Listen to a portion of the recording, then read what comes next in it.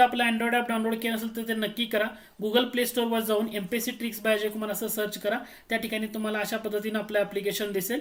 या ठिकाणी जाऊन तुम्हाला इन्स्टॉल करायचं आहे. ॲप्लिकेशन इन्स्टॉल केलं, 5000 पेक्षा जास्त लोकांनी ते ॲप्लिकेशन इन्स्टॉल केलेलं आहे. त्या ठिकाणी वेगवेगळे कोर्सेस आणि इतर घटक आहेत, त्याचा तुम्हाला लाभ घेता येईल. डिस्क्रिप्शन बॉक्समध्ये त्या ॲप्लिकेशनची लिंक दिलेली आहे, त्यातूनही तुम्ही जाऊन ते डाउनलोड करू शकता. ओके, असं म्हटलंय की खाली कोणतं विधान बरोबर आहे ना ते ओळखायचं तुम्हाला सांगितलेलं आहे. ठीक आहे, आपण एक एक विधानं बघत जावे आणि ते विधान बरोबर की चूक हे आपल्याला शोधायचं आहे. पहिलं विधान होतं, संविधान सभेची पहिली बैठक 9 डिसेंबर 1946 रोजी भरली. बरोबर आहे का? डेफिनेटली बरोबर आहे. MPSC याच्यावर बऱ्याच वेळा विचारलेलं आहे. 9 डिसेंबर 1946, त्यानंतर 11 डिसेंबर आणि 13 डिसेंबर. म्हणजे तुम्हाला असं जर विचारलं, पंडित नेहरूंनी संविधान सभेमध्ये उद्दिष्टांचा ठराव कधी मांडला, तर तुमचं उत्तर असलं पाहिजे 13 डिसेंबर 1946. ठीक आहे, संविधान सभेचे अध्यक्ष म्हणून डॉक्टर राजेंद्र प्रसाद यांच्या निवड कधी झाली? 11 डिसेंबर 1946. तर ह्या 3 तारखा आहेत, 9 डिसेंबर, 11 डिसेंबर, 13 डिसेंबर. लक्षात येते का? ओके, तर पहिलं विधान बरोबर आहे. 9 डिसेंबर 1946 संविधान सभेची पहिली बैठक.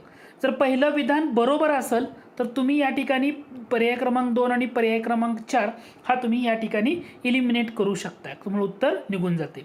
याचा अर्थ 1 2 1 2 3 बरोबर. याचा अर्थ दुसरं विधान सुद्धा इथं 2 बरोबर आहे, इथं 2 बरोबर आहे, म्हणजे हे दुसरं विधान बरोबर असणार आहे. म्हणजे आपण प्रश्न न वाचताही आपल्याला उत्तर तिथं समजून जाईल. त्यावेळी मुस्लिम लीग यांनी बहिष्कार टाकल्यामुळं 211 सदस्य व 9 महिला सदस्य उपस्थित होत्या. दोन्ही विधानं बरोबर आहेत. म्हणजे 9 डिसेंबर 1946 संविधान सभेची पहिली बैठक, 211 सदस्य आणि 9 महिला सदस्य उपस्थित होत्या.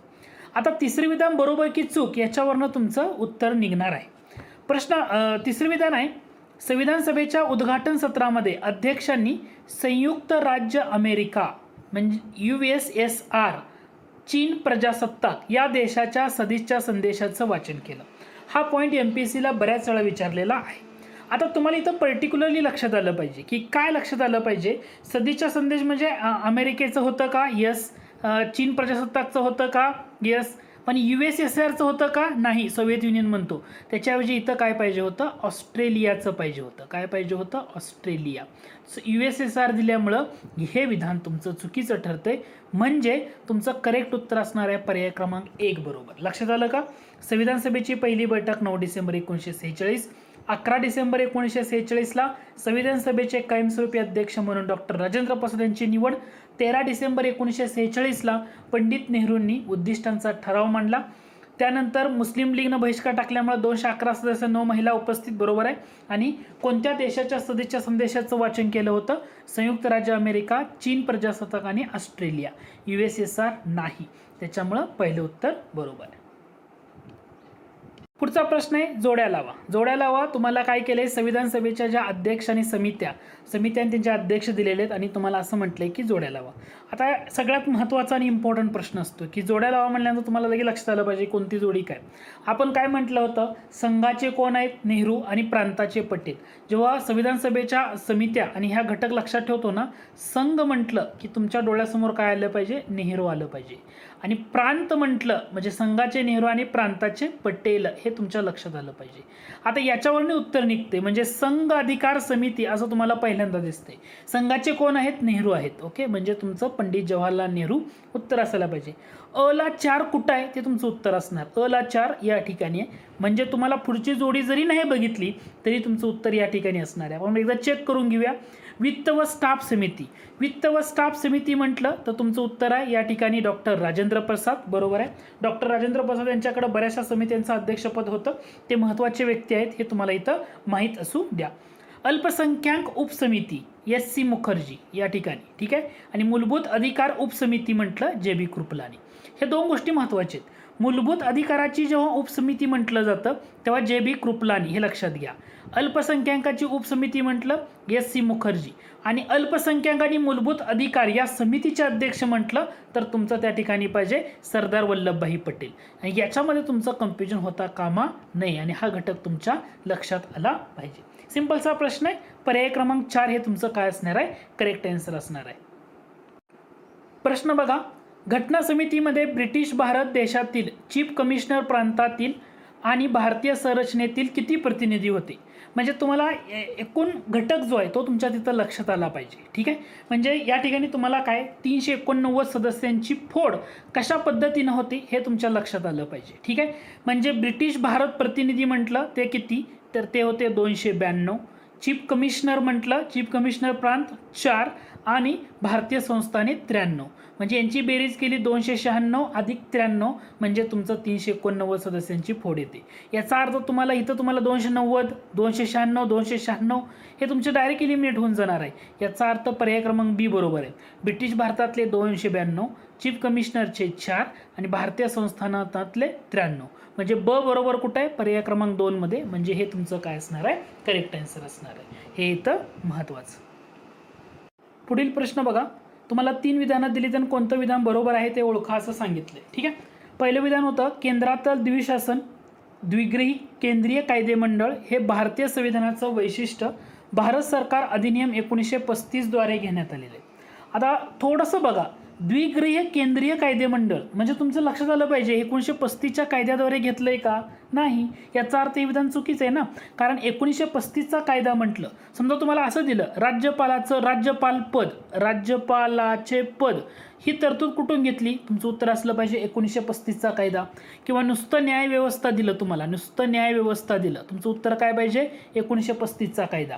किंवा तुम्हाला असं दिलं लोकसेवा आयोग ही तरतूद, लोकसेवा आयोग, लोकसेवा आयोग म्हटलं तरी सुद्धा तुमचं उत्तर काय पाहिजे 1935चा कायदा. आणीबाणीच्या तरतुदी 1935चा कायदा. द्विगृही केंद्रीय कायदेमंडळ म्हटलं तर तुमचं उत्तर काय पाहिजे ब्रिटिश राज्यघटना, ब्रिटिश राज्यघटनेमधून हे घेण्यात आलेलं आहे. त्याच्यामुळं पहिलं विधान तुमचं या ठिकाणी चुकीचं ठरतंय. किंवा संसदीय शासन व्यवस्था, आता असा पॉईंट दिला तुम्हाला, संसदीय शासन व्यवस्था ही तरतूद कोणत्या देशाच्या राज्यघटनेमधून घेतली, उत्तर देता येईल का. संसदीय शासन व्यवस्था म्हणजे तुमचं उत्तर असणार आहे ब्रिटनच्या राज्यघटनेतून. किंवा एकेरी नागरिकत्व दिलं, कॅबिनेट व्यवस्था दिली, हे सगळं कुठून घेतलं आपण ब्रिटिश राज्यघटनेमधून. समजा MPSC अलीकडच्या काळामध्ये ना एका घटकावर प्रश्न विचारलाय, तो घटक असा होता संसदीय विशेषाधिकार. आता लक्षात घ्या, संसदीय विशेषाधिकार ही तरतूद कोणत्या देशाच्या राज्यघटनेमधून घेतली, याचं सुद्धा उत्तर ब्रिटन येतं. म्हणजे जे सगळं संसदच्या रिलेटेड आहे, संसदीय शासन व्यवस्था, संसदीय शेषाधिकार, कॅबिनेट, द्विगृही संसद, कायद्याचं राज्य, एकेरी नागरिकत्व, या सगळ्या तरतुदी ब्रिटन देशाच्या राज्यघटनेमधून आपण घेतलेल्या आहेत. ठीक आहे, म्हणजे अचुकीचं आहे. तसं आणखी संसदीय शासन व्यवस्था इथं दिले बघा, आणि हे आपण 1935च्या कायद्याद्वारे म्हटले. इथं काय पाहिजे होतं ब्रिटन, 35चा कायदा नाही, इथं ब्रिटन, ब्रिटिश देशाच्या राज्यघटनेमधून. याचा अर्थ अ आणि क डोळे झाकून तुम्ही इलिमिनेट करू शकता, चुकीचं आहे. आता ऑप्शनकडे बघा, शक्यतो पॉलिटिक्सचे प्रश्न ऑप्शन 1 इलिमिनेट होतात. अ आणि क चुकीचं म्हणजे अ बरोबर हे चुकीचं आहे, तिन्ही बरोबर हेही विधान चुकीचं आहे. ब व क तर चुकीचं आहे म्हणजे हेही बरोबर. याचा अर्थ एकच घटक राहिला, सगळीच्या सगळी विधानं चूक, आणि हेच तुमचं काय असलं पाहिजे, उत्तर असलं पाहिजे. पॉईंट लक्षात येतोय का. ॲक्च्युली पॉलिटिक्सचा अभ्यास करताना तुम्हाला या छोट्या छोट्या पॉईंटला थोडंसं फोकस करावं लागतं. ठीक आहे, आता मी तुम्हाला 2 घटक सांगतो, ज्या घटकामध्ये कन्फ्युजन होतं ते घटक. पहिला मुद्दा, मी 2 मुद्दे सांगतो. मी तुम्हाला असं म्हटलं राज्यपालाचे पद, ओके, पहिला मुद्दा राज्यपालाचे पद, आणि दुसरा मुद्दा राज्यपालाची केंद्राचा प्रतिनिधी म्हणून नेमणूक, केंद्राचा प्रतिनिधी म्हणून नेमणूक, प्रतिनिधी म्हणून नेमणूक. आता मी थोडंसं वेळ जाईल तुम्हाला, पण हा घटक का सांगतोय, MPSC मध्ये याच्यावर बऱ्याच वेळा प्रश्न विचारला जातो आणि मुलं कन्फ्यूज होतात. प्रश्न बघितला सिंपल वाटतोय, राज्यपालाचे पद ही तरतूद कोणत्या देशाच्या राज्यघटनेमधून घेतली किंवा कशामधून घेतली, आणि राज्यपालाची केंद्राचा प्रतिनिधी म्हणून नेमणूक. जेव्हा राज्यपाल म्हटलं ना, आपल्या डोक्यामध्ये एकच घटक बसलेला असतो आणि आपण तिथं कन्फ्यूज होतो, हे लक्षात ठेवा. राज्यपालाचा केंद्राचा प्रतिनिधी म्हटलं तर तुमचं उत्तर असणार आहे कॅनडा. कोणता देश असणार आहे, कॅनडा. आणि राज्यपालाचे पद ही तरतूद जर म्हटलं, तुमचं उत्तर असलं पाहिजे 1935चा कायदा, भारतीय शासन 1935चा कायदा. या घटकाला तुम्ही थोडंसं लक्ष देऊ शकता.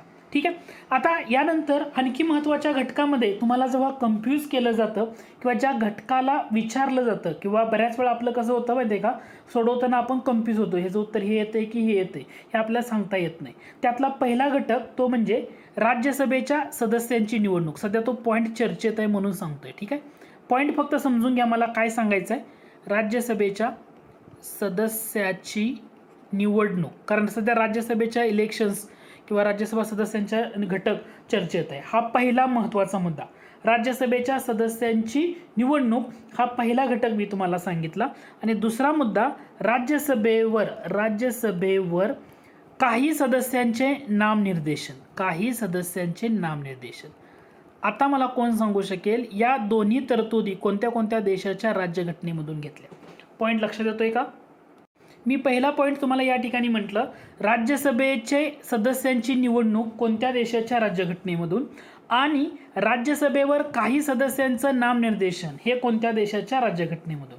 जेव्हा तुम्हाला म्हटलंय राज्यसभेच्या सदस्याची निवडणूक म्हणजे साऊथ आफ्रिका. कोणता असणार आहे? South Africa. लक्षात कसं ठेवायचं या ठिकाणी? सदस्यांची निवडणूक साऊथ आफ्रिका. ओके.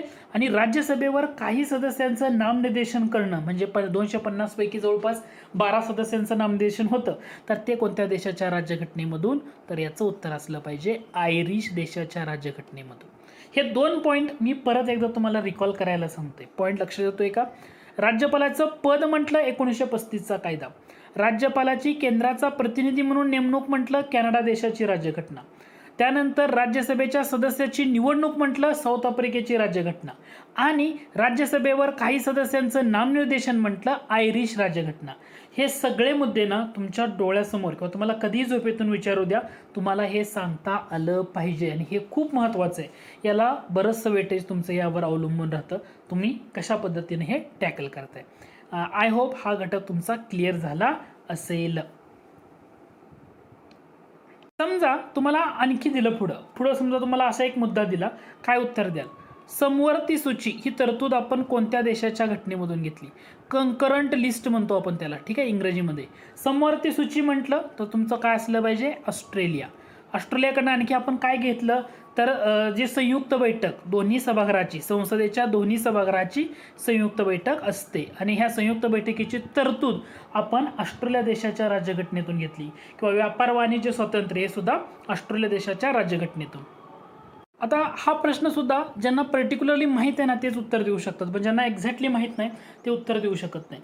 आता या प्रश्नाला बघितल्यानंतर सगळी विधानं वाचत आणि त्याचं कन्क्लुजन काढत बसण्यापेक्षा एक सिंपलचा घटक बघा.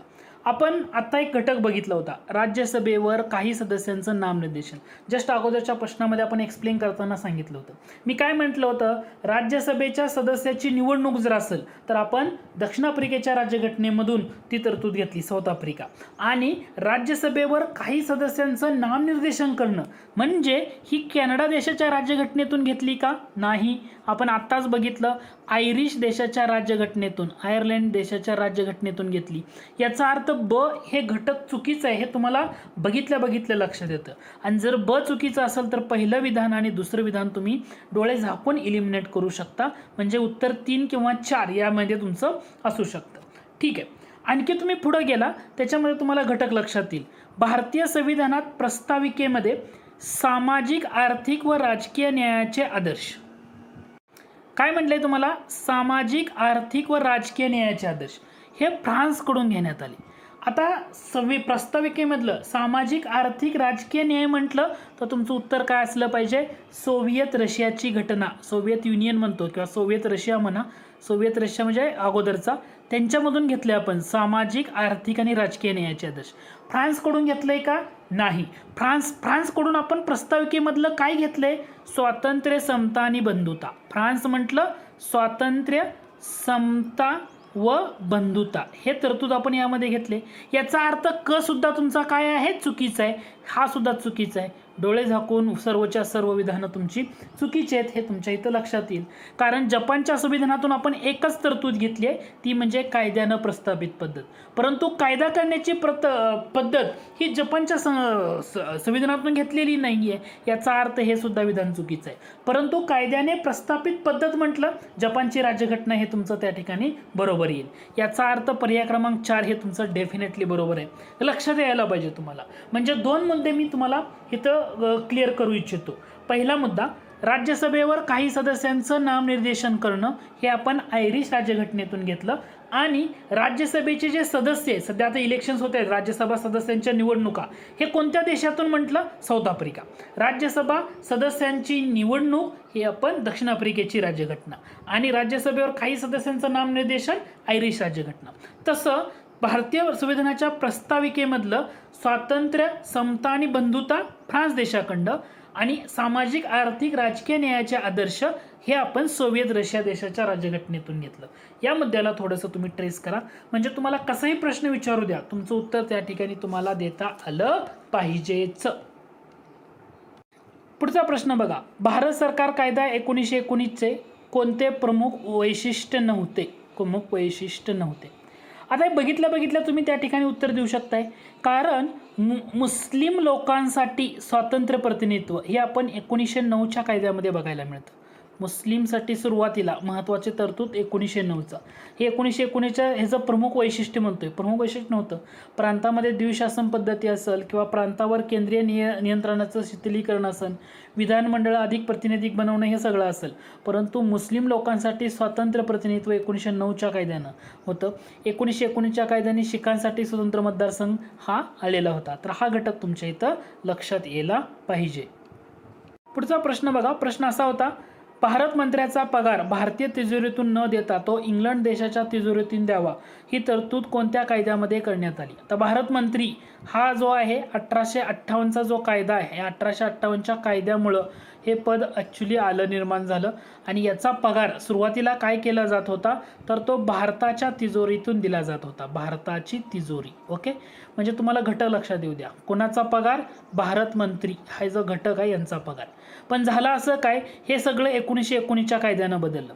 1919च्या कायद्यानं काय केलं, हा भारत मंत्र्याचा पगार जो भारतीय तिजोरीतून दिला जात होता, तर तो न देता असं ठरलं की ह्या भारताच्या तिजोरीच्या ऐवजी याला काय करूया आपण, इंग्लंडच्या तिजोरीतून हा पगार द्याव्या असं ठरलं. पण ब्रिटिश सरकारनं काय केलं होतं, तर 1919चा जो कायदा, या कायद्यानं एक महत्त्वाचं पद निर्माण केलं, high commissioner of India. High commissioner of India हे पद निर्माण केलं. High commissioner of India. आणि हाय कमिशनर ऑफ इंडिया या पदासाठीचं जे वेतन आहे, तर तो कशावर टाकलं, तर भारताच्या तिजोरीवर त्याचा भार टाकला. दोन मुद्दे आता इथं तुमच्या लक्षात घ्या आणि याच्यावर MPSC बऱ्याच वेळा विचारते. पॉईंट काय होता की भारत मंत्री हे पद 1858च्या कायद्यामुळे ॲक्च्युली ते अस्तित्वात आलं होतं. आणि भारत मंत्र्याचा पगार सुरुवातीला काय केला जात होता, तर तो भारताच्या तिजोरीवर त्याचा भार टाकला जात होता.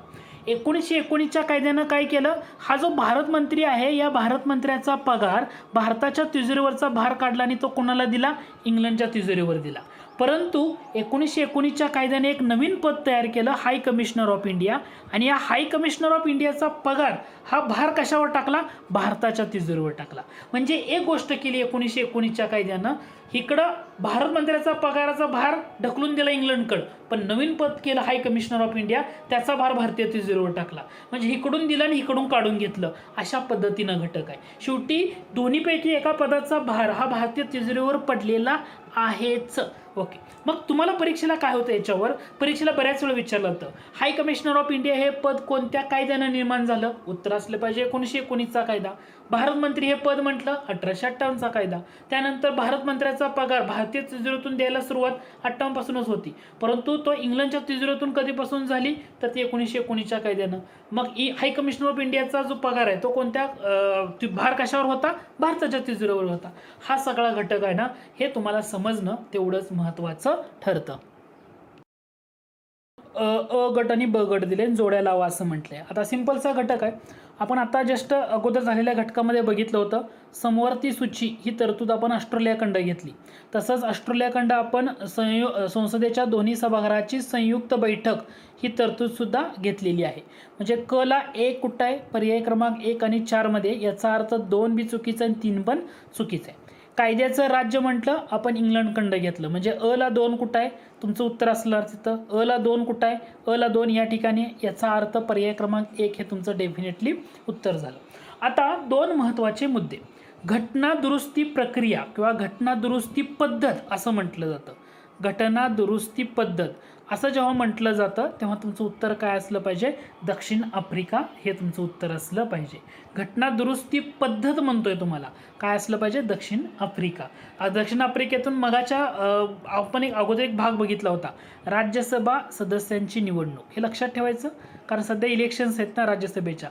राज्यसभा सदस्य निवडणूक ही आपण तरतूद कोणत्या देशाच्या राज्यघटनेमधून घेतली, दक्षिण आफ्रिकेच्या राज्यघटनेतून घेतली. याचा अर्थ हे तुमचं या ठिकाणी पर्याय क्रमांक 1 हे उत्तर असणं पाहिजे आणि हेच तुमचं करेक्ट आन्सर आहे. तुम्हाला असं विचारलं, प्रस्तावना आहे आपली, प्रस्तावना, ठीक आहे, प्रस्तावना. या प्रस्ताविकेमधलं स्वातंत्र्य, समता, बंधुता ही तरतूद कोणत्या देशाच्या राज्यघटनेतून, स्वातंत्र्य, समता, बंधुता ही तरतूद. जेव्हा स्वातंत्र्य, समता, बंधुता असं म्हटलं जातं तेव्हा तुमचं उत्तर काय असलं पाहिजे, फ्रान्स देशाच्या राज्यघटनेतून, फ्रान्स देशाची. आणि या प्रस्ताविकेमधलं सामाजिक, आर्थिक व राजकीय न्यायाचे आदर्श, ओके, म्हणजे जे न्याय म्हणतो सामाजिक, आर्थिक व राजकीय न्याय, हे लक्षात घ्या. सामाजिक, आर्थिक व राजकीय न्यायाचे आदर्श ही तरतूद कोणत्या देशाच्या राज्यघटनेमधून घेतली, सामाजिक, आर्थिक आणि राजकीय म्हटलं सोव्हिएत रशिया. कोणतं, सोव्हिएत रशिया. तर हे तुम्हाला इथं लक्षात येणं गरजेचं आहे. पुढचा घटक बऱ्याच वेळा याच्यावर विचारला प्रश्न आहे, बऱ्याच वेळा भारतीय संघराज्यात तज्ज्ञांनी केलेल्या वर्णनाबाबत जोड्या लावा असं म्हटले. केसी Wheare, Granville Austin, Morris Johne's आणि आयवर जेनिंग्स असं दिलेलं आहे. आता सोदरत संघराज्य म्हणजे बार्गेनिंग करणारा संघराज्य, बार्गेनिंग फेडरलिझम. सहकारी म्हणजे कोऑपरेटिव्ह, सहकारी फेडरलिझम म्हणजे कोऑपरेटिव्ह फेडरलिझम. निम संघराज्य म्हणजे कॉसी फेडरल म्हणू शकतो त्याला आपण, काय म्हणू शकतो, कॉसी फेडरल, निम संघराज्य किंवा त्याला अर्ध संघराज्य असंही म्हटलं जातं.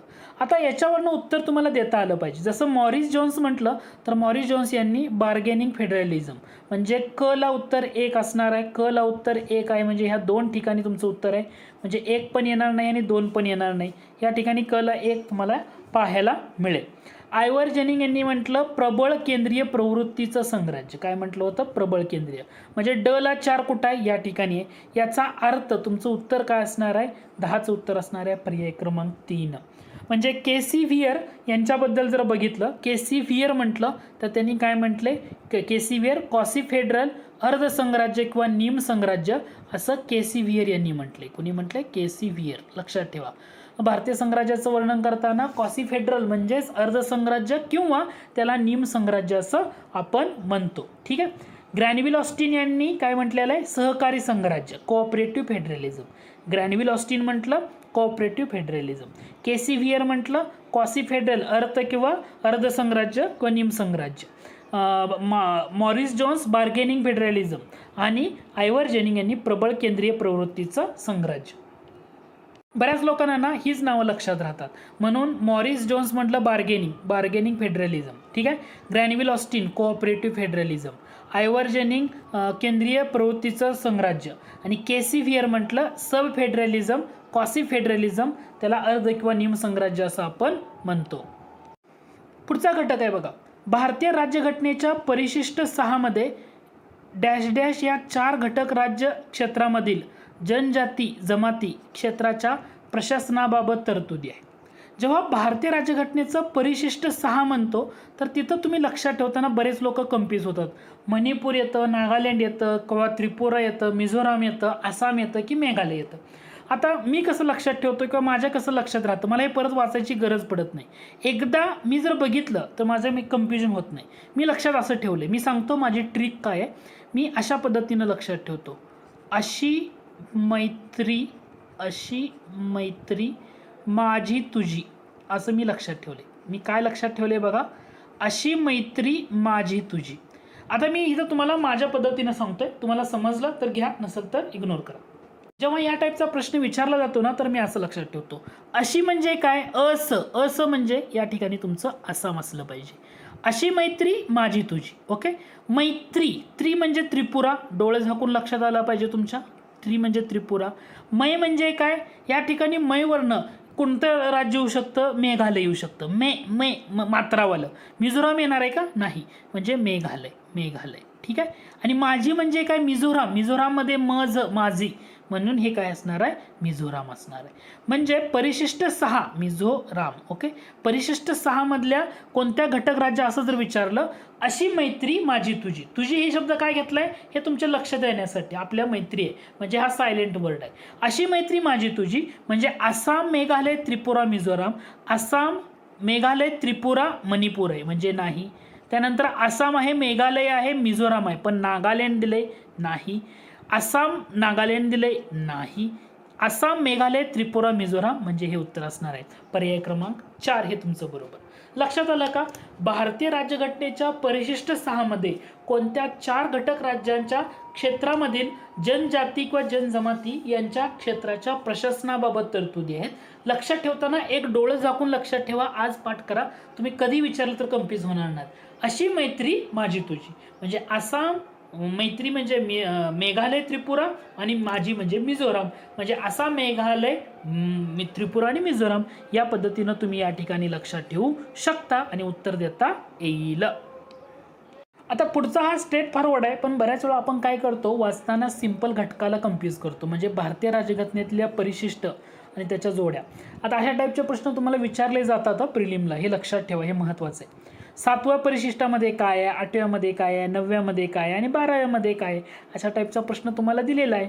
आता 7वं परिशिष्ट म्हणजे आपल्याला माहित आहे ना की 7व्या परिशिष्टामध्ये केंद्र आणि राज्यामधलं जे अधिकार वाटप आहे हे तुमच्या डोळ्यात झाकून लक्षात येईल. किंवा कार्यालयीन भाषा असा पण घटक तुम्हाला या ठिकाणी दिलेला आहे, कार्यालयीन भाषा. आता कार्यालयीन भाषा म्हणजे 8व्या परिशिष्टात, 8व्या परिशिष्टामध्ये भाषांचा जो मुद्दा आहे तो तुम्हाला पाहायला मिळतो.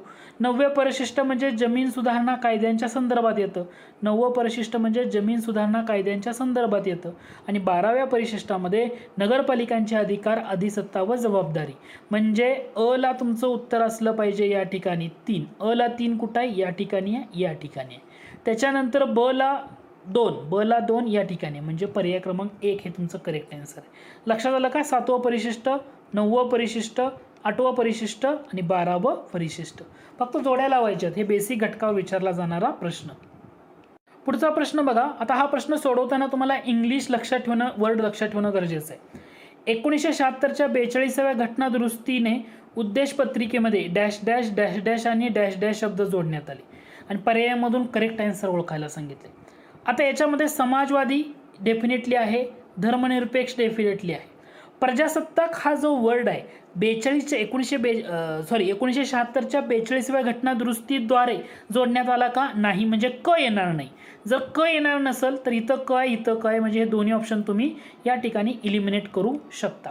या ठिकाणी अ बरोबर येतं, इथं अ नाही आहे म्हणजे हा इलिमिनेट झाला. पर्याय क्रमांक 1 डायरेक्टली उत्तर आहे. पण कधी कधी हे राष्ट्राची एकत्रता असा शब्द दिलाय म्हणजे युनिटी ऑफ नेशन्स, हे त्यामध्ये येतं का? तर 42च्या घटना दुरुस्तीद्वारे 42व्या घटना दुरुस्तीद्वारे 1976ची, इथं तुम्हाला 1976 पाहिजे. 1976च्या 42व्या घटना दुरुस्तीद्वारे एकूण 3 शब्द समाविष्ट करण्यात आले. एक म्हणजे समाजवादी, त्याला आपण सोशलिस्ट म्हणतो. धर्मनिरपेक्षता सेक्युलर म्हणतो. आणि तिसरा शब्द होता त्याला अखंडता. ओके, अखंडता ओके, किंवा एकताच म्हणतो. म्हणजे त्याला इंटिग्रिटी हा इंग्रजी वर्ड कुठं दिसतोय का हा बघायचं आणि त्याच्यावरून उत्तर येतं. जसं सोशलिस्ट लक्षात होता, सेक्युलर, तसं इंटिग्रिटी कुठं दिसतोय का हा बघायचं. तर इथं तुमचा हा घटक आहे, याच्यावरून हे उत्तर निघू शकतं. त्यानंतर अलीकडच्या काळामध्ये डायरेक्टली MPSCमध्ये एक पॅटर्न आहे, डायरेक्ट तुमच्या कन्सेप्टवर प्रश्न विचारला जातो. तिथं तुम्हाला कन्सेप्ट जर माहीत असेल तर उत्तर येते. भारत हे गणराज्य आहे. गणराज्य म्हणजे त्याला आपण इंग्रजीमध्ये रिपब्लिक आहे असं म्हणतो. भारत हे गणराज्य आहे, याचा अर्थ डॅश डॅश रिपब्लिक. येथे लोकशाही आहे. रिपब्लिक म्हटलं तुमचे डोळे झाकून लक्षात आलं पाहिजे. रिपब्लिक म्हणजे काय असतं तर जो आपल्या देशाचा किंवा आपला भारत देश आहे, ह्या देशाचा जो प्रमुख आहे, देशाचा प्रमुख कोण म्हटल्यानंतर पंतप्रधान म्हणू नका. आपल्या देशाचा प्रमुख म्हणजे आपले कोण असतात? राष्ट्रपती असतात. ओके, सत्ता जरी पंतप्रधान वापरत असले तरी ती राष्ट्रपतीच्या नावानं वापरतात.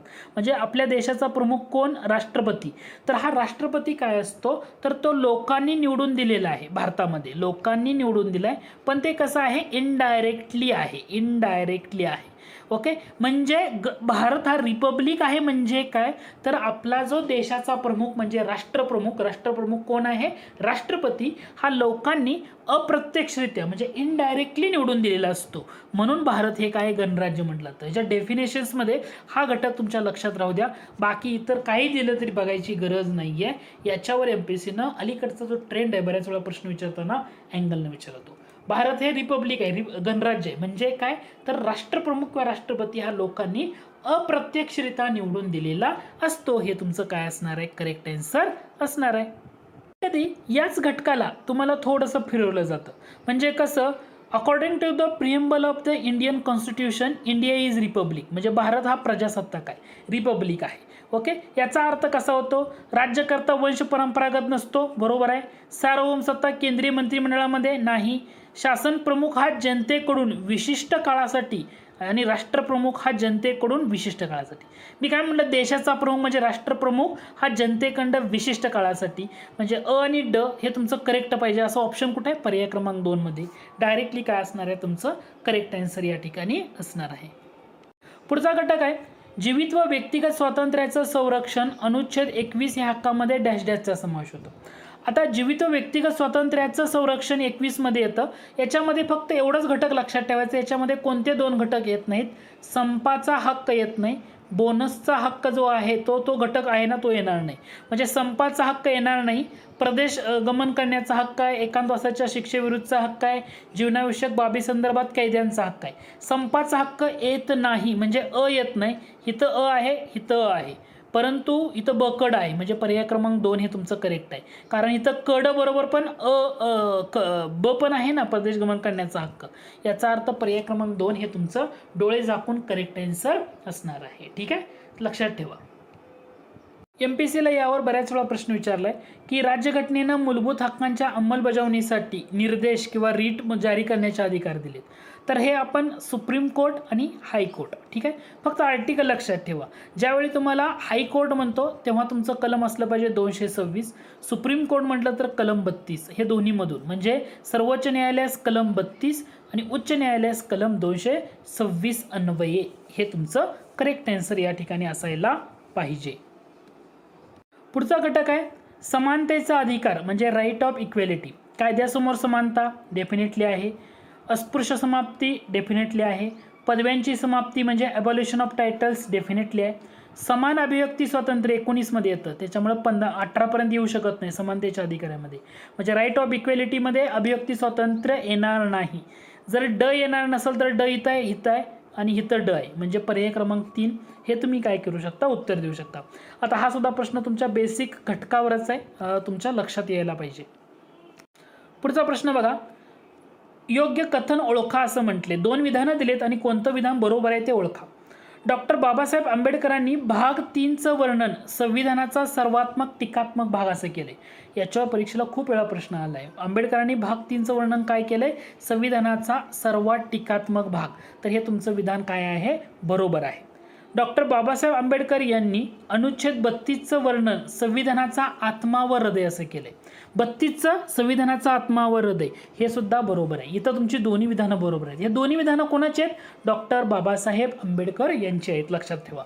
भाग 3चं वर्णन संविधानाचा सर्वात्मक टीकात्मक भाग आणि अनुच्छेद 32चं वर्णन संविधानाचा आत्मा आणि हृदय. पुढचा प्रश्न बघा, भारतीय राज्यघटनेने खालीलपैकी कोणता मूलभूत अधिकार हा केवळ भारतीय नागरिकांना, कुणाला म्हटले, केवळ भारतीय नागरिकांना दिलेला आहे. म्हणजे बाकी कुणाला नाही आहे, फक्त भारतीय नागरिकांना आहे. आता केवळ भारतीय नागरिकांना जेव्हा म्हणतो ना, तर आर्टिकल लक्षात ठेवायचं. आर्टिकल 15, आर्टिकल 16, आर्टिकल 29, 29 आणि 30 हे जे 5 अधिकार आहेत ना, हे आर्टिकल कोणते, आर्टिकल 15 म्हणजे कलम 15, कलम 16, कलम 19, 15, 16, 19, 29 आणि 30 ही एकूण 5 कलम आहेत ना, या कलमांचा केवळ भारतीय नागरिकांनाच. इथं कलम 15, 16, 19, 29, 30 पैकी फक्त 19 दिसतंय, म्हणजे हे तुमचं करेक्ट आन्सर आहे. भारतीय राज्यघटनेने खालीलपैकी कोणते मूलभूत अधिकार केवळ भारतीय नागरिकांना दिलेत. केवळ म्हणतो ना तर 5 आर्टिकल 15, 16, 19, 29 आणि 30 एवढंच लक्षात ठेवायचं. इथं 14 दिलंय, हे भारतीय नागरिकांना पण आहे आणि परदेशी नागरिकांना पण आहे. 21चं म्हटलं भारतीयला आहे, परदेशी आहे. 21चं म्हटलं इथं भारतीय आहे, परदेशी आहे. परंतु 19चा अधिकार हे केवळ कोणाला दिलेलं आहे? भारतीय नागरिकांना. हे तुमच्या इथं लक्षात आलं पाहिजे. परदेशी येणार आहेत का? नाही. म्हणून 15, 16, 19, 29, 30 ही 5च कलमं अशी आहेत की जे अधिकार फक्त भारतीय नागरिकांना आहेत. यावर MPSCनं बऱ्याच वेळा प्रश्न वेगवेगळ्या पद्धतीने विचारले. तुमच्या हे लक्षात आलं पाहिजे की हा घटक तुम्हाला समजला पाहिजे. प्रश्न बघा आणि मग त्यानुसार कोणतं विधान चुकीचं आहे ते ओळखा असं म्हटले. आपण एक एक घटक बघत जाऊया आणि डायरेक्टली उत्तर देऊया. भाषिक अल्पसंख्याक समुदायातील बालकांना प्राथमिक शिक्षणाच्या टप्प्यावर मातृभाषेत शिक्षणाची पुरेशी सोय पुरवण्यात यावी असे निर्देश आपले संविधान प्रत्येक राज्याला देते. डेफिनेटली बरोबर आहे. म्हणजे भाषिक अल्पसंख्याक समुदायातला बालक जर असेल तर त्या बालकांना प्राथमिक शिक्षणाच्या टप्प्यावर, लक्षात ठेवा या शब्दाला मी थोडंसं वेटेज देते, प्राथमिक शिक्षणाच्या टप्प्यावर मातृभाषेत शिक्षणाची पुरेशी सोय करवण्यात यावी असे निर्देश आपलं संविधान राज्याला देतं. बरोबर आहे. ठीक आहे. धर्म, वंश, जात, भाषा किंवा यापैकी कशाच्या आधारे राज्याच्या अथवा राज्याचे अनुदान घेणारी कोणत्याही शिक्षण संस्थेला कोणालाही प्रवेश नाकारता येणार नाही. हे सुद्धा बरोबर आहे. शैक्षणिक अनुदान मंजूर करताना केवळ व्यवसायाचे हे अल्पसंख्याक आहे, व्यवसायाचे हे अल्पसंख्याकांचे आहे या कारणासह राज्याला भेदभाव करता येणार नाही. हे सुद्धा बरोबर आहे. म्हणजे चुकीचं कोणतं आहे का? माझ्या मते इथं चुकीचं कोणतंच नाही आहे आणि हे तुमचं करेक्ट आन्सर आहे. म्हणजे तुम्हाला पॉलिटीचा अभ्यास करताना बेसिक घटक तुमचा अभ्यास करत किंवा बेसिक फोकस करणं गरजेचं आहे आणि यावर तुम्ही थोडंसं लक्ष द्या. हे प्रश्न खूप महत्त्वाचे ठरतात. संदर्भामध्ये तुम्हाला काही विधानं दिलीत आणि कोणतं विधान बरोबर आहे ते ओळखा म्हटले. आता या विधानामध्ये पहिलं विधान आहे ते न्यायालयामार्फत प्रत्यक्षात आणता येतात. आता मूलभूत हक्क न्यायालयामार्फत प्रत्यक्षात आणता येतात म्हणजे न्यायप्रविष्ट डेफिनेटली आहेत. ते निरंकुश व अनिर्बंध आहेत म्हणजे हे विधान चुकीचं आहे. सगळे निरंकुश आहेत का किंवा अनिर्बंध आहेत का? नाही. काही हक्क वगळता राष्ट्रीय आणीबाणीच्या काळात ते स्थगित करता येतात. डेफिनेटली बरोबर आहे. 19, 20, 21 म्हणजे बाह्य आणीबाणी असेल तर कोणते हक्क राहतील किंवा अंतर्गत आणीबाणी असेल तर कोणते हक्क राहतील हे डिस्ट्रीब्युशन केलेलं आहे ना. त्याच्यामुळे काही हक्क वगळता राष्ट्रीय आणीबाणीच्या काळात ते स्थगित करता येतात. तर हे तुमचं बरोबर आहे. आणि चौथं विधान आहे की ज्या विधानावर MPSCमध्ये बऱ्याच वेळा वेगवेगळ्या पद्धतीनं प्रश्न विचारला जातो ते विधान बघा, ते केवळ भारतीय नागरिकांसाठी आहेत. तुम्हाला मी याच्या अगोदरही सांगितले की भारतीय नागरिकांसाठी असलेले हक्क कोणते? 5 कलमं लक्षात ठेवायची. केवळ भारतीय नागरिक, भारतीय नागरिक पण शब्दप्रयोग मी वापरतोय केवळ, म्हणजे त्या ठिकाणी परकीय नागरिकांना रोल असणार आहे का? नाही. त्याचे आर्टिकल लक्षात घ्यायचे. आर्टिकल 15, आर्टिकल 16, 29, 19, 29 आणि 30 ही जी 5 आर्टिकल आहेत ना, या 5 आर्टिकलमधले अधिकार हे केवळ भारतीय नागरिकांना आहेत. आता मूलभूत हक्कामध्ये सगळेच येतात का? ह्याच्यामध्ये तुम्हाला घटक लक्षात आला पाहिजे. सगळे अधिकार आहेत ना, 14, 15, 16, 17, 18, 19. त्याच्यामुळे केवळ भारतीय नागरिकांसाठी जे विधान म्हटले हे डोळे झाकून तुमचं चुकीचं ठरते. जर तुम्हाला हे लक्षात आलं हे ड जाते, हे ड जाते आणि अ आणि क बरोबर आहे म्हणजे पर्याय क्रमांक 3 हे तुमचं करेक्ट आन्सर आहे. हे थोडंसं लक्षात घ्या. त्यानंतर पुढचा प्रश्न आहे, भारतीय राज्यघटनेच्या अनुच्छेद 51 मध्ये म्हटले आहे की राज्य हे डॅश डॅश यासाठी प्रयत्नशील राहील. आता हा जो पॉईंट आहे ना, हा पॉईंट MPSCनं खूप वेळा विचारलेला आहे. याच्यावर वेगवेगळ्या पद्धतीनं प्रश्न विचारलेत. जेव्हा तुम्हाला भारतीय राज्यघटनेचं आर्टिकल 51 म्हटलं जातं, आर्टिकल 51 मध्ये राज्य कशासाठी प्रयत्नशील राहील असं म्हटलेलं आहे, तर त्याच्यामध्ये पहिला मुद्दा येतो. एकूण 4 गोष्टी तुम्हाला याच्यामध्ये लक्षात ठेवाव्या लागतात आणि या 4च्या बाहेर MPSC विचारत नाही, पण वेगवेगळ्या पद्धतीनं प्रश्न विचारला जातो. पहिला मुद्दा आहे की राज्यानं काय केलं पाहिजे, तर जे आंतरराष्ट्रीय शांतता व इथं दिले बघा, आंतरराष्ट्रीय शांतता व सुरक्षितता आहे ना, याचं संवर्धन केलं पाहिजे. आंतरराष्ट्रीय शांतता व सुरक्षिततेचं संवर्धन करणं ही पहिली गोष्ट. दुसरं म्हणजे राष्ट्रामध्ये न्यायसंगत व सन्मानपूर्वक संबंध राखणे ही दुसरी गोष्ट. आंतरराष्ट्रीय तंटे लवादामार्फत मिटवण्यास प्रोत्साहन देणे तिसरी गोष्ट. आणि चौथी गोष्ट याच्यामध्ये येते ती म्हणजे आंतरराष्ट्रीय कायद्यांचा आदर राखणं. शॉर्टमध्ये सांगतोय मी, आंतरराष्ट्रीय कायद्यांचा आदर राखणं हे 4 गोष्टी येतात. मी परत एकदा का सांगतोय, कारण पुढे तुम्हाला जेव्हा प्रश्न येईल तेव्हा तुम्हाला याच्यामध्ये कन्फ्यूज केलेलं आहे. पॉईंट काय सांगतोय लक्षात घ्या. भारतीय राज्यघटनेच्या अनुच्छेद 51 मध्ये असं म्हटलंय की राज्य हे खालील गोष्टीसाठी प्रयत्नशील राहील. पहिली गोष्ट आंतरराष्ट्रीय शांतता व सुरक्षितता, हे लक्षात ठेवायचं, शांतता व सुरक्षितता संवर्धन करणं. त्याच्यानंतर राष्ट्रामध्ये म्हणजे दोन्ही देशामध्ये किंवा राष्ट्रामध्ये म्हणजे अनेक येऊ शकतात, न्यायसंगत व सन्मानपूर्वक संबंध राखणे. ओके. आणि तिसरी गोष्ट येते आंतरराष्ट्रीय तंटे जे असतात ना, तर ते ट्रिब्युनल किंवा लवाद जे असतात ना त्यांच्या मार्फत मिटवण्यास प्रोत्साहन देणे. आणि चौथं येतं आंतरराष्ट्रीय कायद्यांचा आदर. ह्या 4 गोष्टी लक्षात आल्या पाहिजेत. शांतता, सुरक्षितता, राष्ट्रामध्ये न्यायसंगत व सन्मानपूर्वक संबंध, तंटे लवादामार्फत आणि आंतरराष्ट्रीय कायद्यांचा आदर. याच्यामुळे इथं ब हा घटक येणार आहे का? येणार नाही. अ, क, ड हे तुमचं काय असलं पाहिजे? उत्तर असलं पाहिजे. याच्यावर एमपीएससी वेगवेगळ्या पद्धतीने विचारते. आता हाच घटक जर तुम्ही इंग्रजीमध्ये बघितला तर तुमच्या आणखी लक्षात येईल. आता इंग्रजीमध्ये तुम्हाला या ठिकाणी एवढंच फक्त लक्षात ठेवायचं आहे, to promote the international peace and justice, international peace and justice. त्याच्यानंतर justice full and respect to each other relationship between state, राष्ट्रामध्ये न्यायसंगत व सन्मानपूर्वक संबंध राखणे. आणि solving international disputes through peacefully international means, म्हणजे तुमच्या तंटे लवादामार्फत मिटवण्यास प्रोत्साहन देणे. आणि चौथा घटक याच्यामध्ये येतो जे आंतरराष्ट्रीय कायदे असतात ना, या आंतरराष्ट्रीय कायद्यांचा आदर राखणे. हे तुमच्या इथं लक्षात आलं पाहिजे. त्यानंतर पुढचा प्रश्न होता, भारतीय संविधानाच्या कोणत्या कलमात समान नागरी कायद्याची तरतूद? हे तुम्हाला सांगायची गरज आहे का? कलम 44. त्यानंतर या टाईपच्या प्रश्नावर एमपीएससी मध्ये बऱ्याच वेळा प्रश्न येऊन गेलेला आहे. तो पॉईंट असा आहे, हे बघून घ्या. तुम्हाला जोड्या जुळवून दिलं तर कलम दिली जातात. गो हत्या प्रतिबंध म्हटलं की कलम तुमचं 48, हे डोळे झाकून तुमच्या लक्षात आलं पाहिजे. समान नागरी कायदा म्हटलं की कलम 44 लक्षात येतेच. ग्रामपंचायतीची स्थापना म्हणजे कलम 40, म्हणजे तुम्हाला न्यायपालिकेस कार्यपालिकेपासून वेगळं करणं म्हणजे कलम 50. आणि ही जोडी कुठं जुळते आहे? 1 ला 4, 2 ला 1, 4 आणि 1 या ठिकाणी दिसते, म्हणजे पर्याय क्रमांक 2 करेक्ट आन्सर.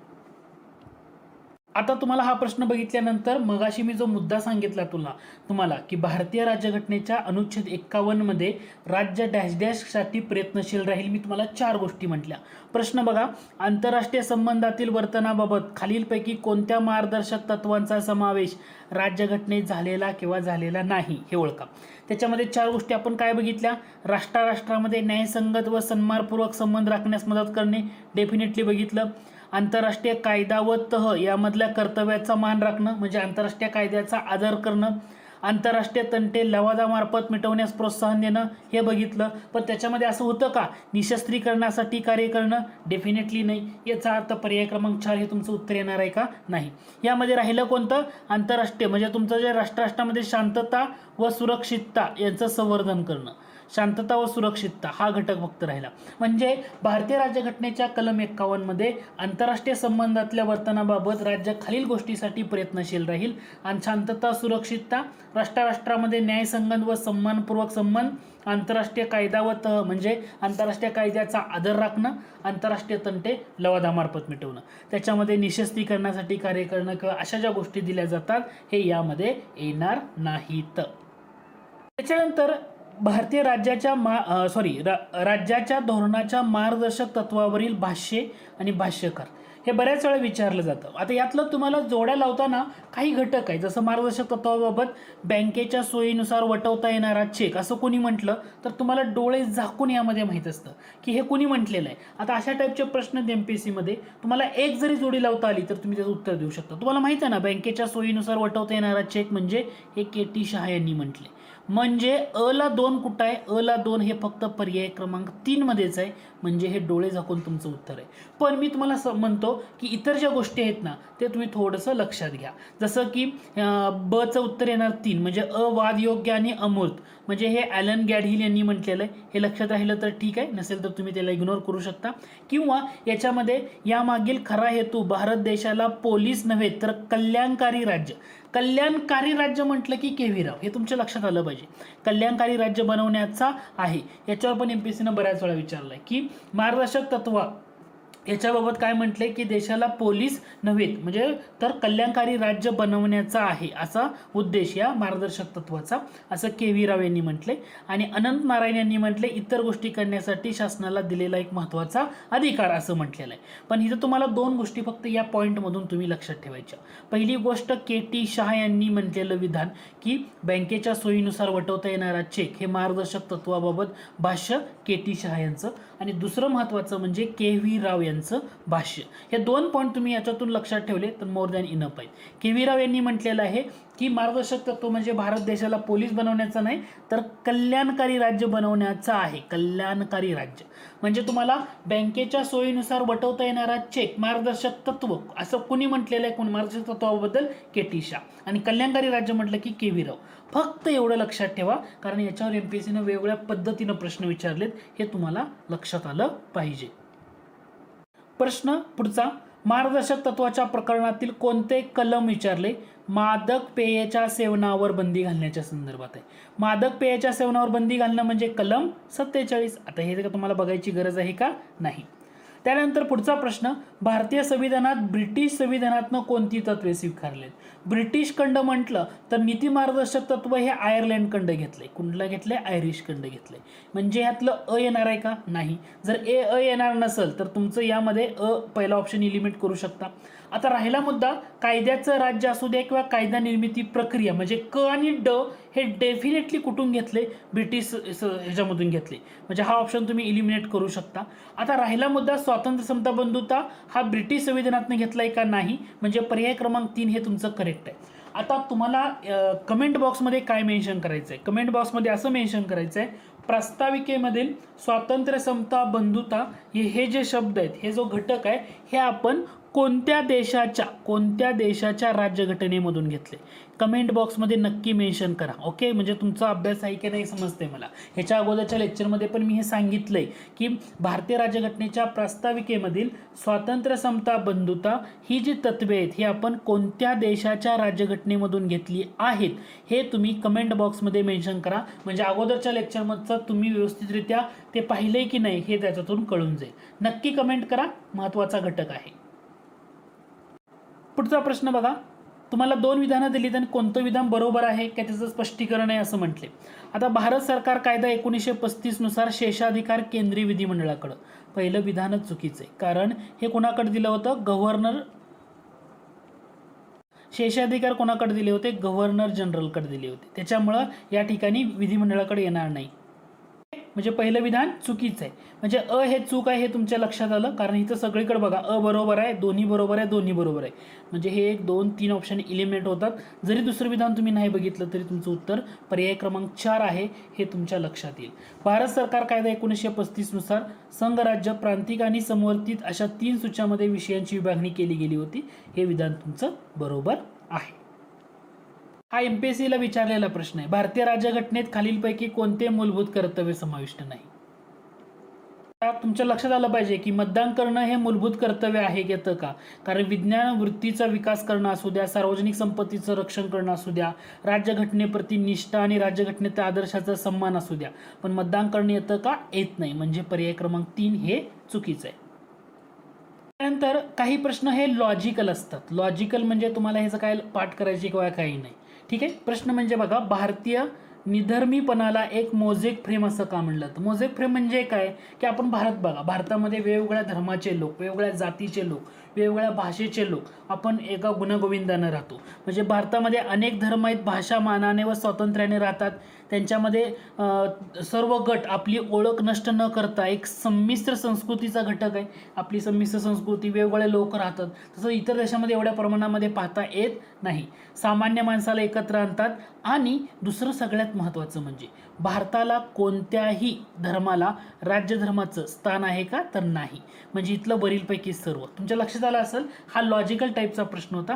अशा टाईपचे प्रश्न सुद्धा एमपीएससी मध्ये विचारले जातात, फक्त माहीत असू द्या. पुढचा प्रश्न आहे, युद्ध, परकीय आक्रमण किंवा लष्करी उठाव यामुळे निर्माण होणाऱ्या आणीबाणीच्या परिस्थितीत तोंड देण्यासाठी घटनेने केंद्र शासनाला कोणते विशेष अधिकार दिलेत. समजा युद्ध किंवा परकीय आक्रमण म्हणजे तुम्हाला लक्षात आलं असेल की जर बाह्य आणीबाणी लागू झाली का आणीबाणीच्या काळामध्ये केंद्र शासनाला घटनेने काही अधिकार दिलेत. समजा केंद्र सरकारला असं वाटलं केंद्र आणि राज्य सरकारचं जे महसूल आहे तर याच्यामध्ये काही तरतुदी किंवा याच्यामध्ये बदल करायचा असेल तर याच्यामध्ये केंद्र बदल करू शकतं. म्हणजे केंद्र आणि राज्य सरकारच्या महसूल वाटपाच्या संदर्भात केंद्राला महत्त्वाचा अधिकार मिळाला आहे. केंद्र त्याच्यामध्ये बदल करू शकतं किंवा केंद्र काय करू शकतं राज्यांना त्यांचे कार्यकारी अधिकार वापरण्यासंदर्भात केंद्र त्या ठिकाणी राज्यांना आदेश सुद्धा देऊ शकतं. म्हणजे जर युद्ध परकीय आक्रमण किंवा सशस्त्र उठाव यामुळे निर्माण होणाऱ्या परिस्थितीला तोंड द्यायचं असेल तर केंद्राला वेगवेगळे अधिकार दिलेले आहेत. तसंच राज्यसूचीमधला एखादा विषय असेल तर त्या राज्यसूचीमधल्या कोणत्याही विषयावर कोणत्याही म्हणतोय शब्दप्रयोग महत्त्वाचे राज्यसूचीमधल्या कोणत्याही विषयावर संसद काय करू शकते कायदे करू शकते हा सुद्धा केंद्र सरकारला मिळालेला अधिकार आहे. फक्त यामध्ये काय होत नाही तर केंद्र उच्च न्यायालयाचे जे न्यायाधीश असतील किंवा राज्य सरकारच्या कर्मचाऱ्यांचे असतील तर त्याच्यामध्ये कपात करण्याचे आदेश देऊ शकत नाही हे तुमच्या इथं लक्षात आलं पाहिजे. म्हणजे युद्ध परकीय आक्रमण किंवा सशस्त्र उठाव यामुळे निर्माण होणारी जी आणीबाणी असेल तर त्याला तोंड देण्यासाठी या गोष्टी महत्त्वाच्या आहेत.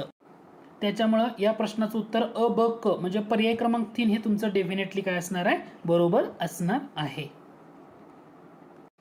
त्यानंतर पुढचा प्रश्न आहे. आता हा प्रश्न एमपीएससीने आतापर्यंत अशा टाईपच्या प्रश्नपत्रिकेमध्ये विचारला नाही पण याचा संदर्भ बऱ्याच ठिकाणी आहे. प्रश्न बघा सिंपलशी विधान आहेत फक्त मला यामध्ये काही घटक तुमच्या लक्षात येणं गरजेचं आहे. जसं ब्रिटनमध्ये विधिनियमात न्यायालयीन पुनर्विलोकनाची परवानगी नाही. ब्रिटनमध्ये आहे का नाही पहिलं विधान बरोबर आहे. जेथे न्यायालयीन पुनर्विलोकनाबाबत कोणतीही मर्यादा नाही अशा अमेरिकेच्या न्यायसंस्थे इतकी भारतीय न्यायसंस्था श्रेष्ठ नाही. आता या दोन्ही विधानामध्ये तुमचं लक्षात घ्या दोन्हीही विधानं काय आहेत बरोबर आहेत.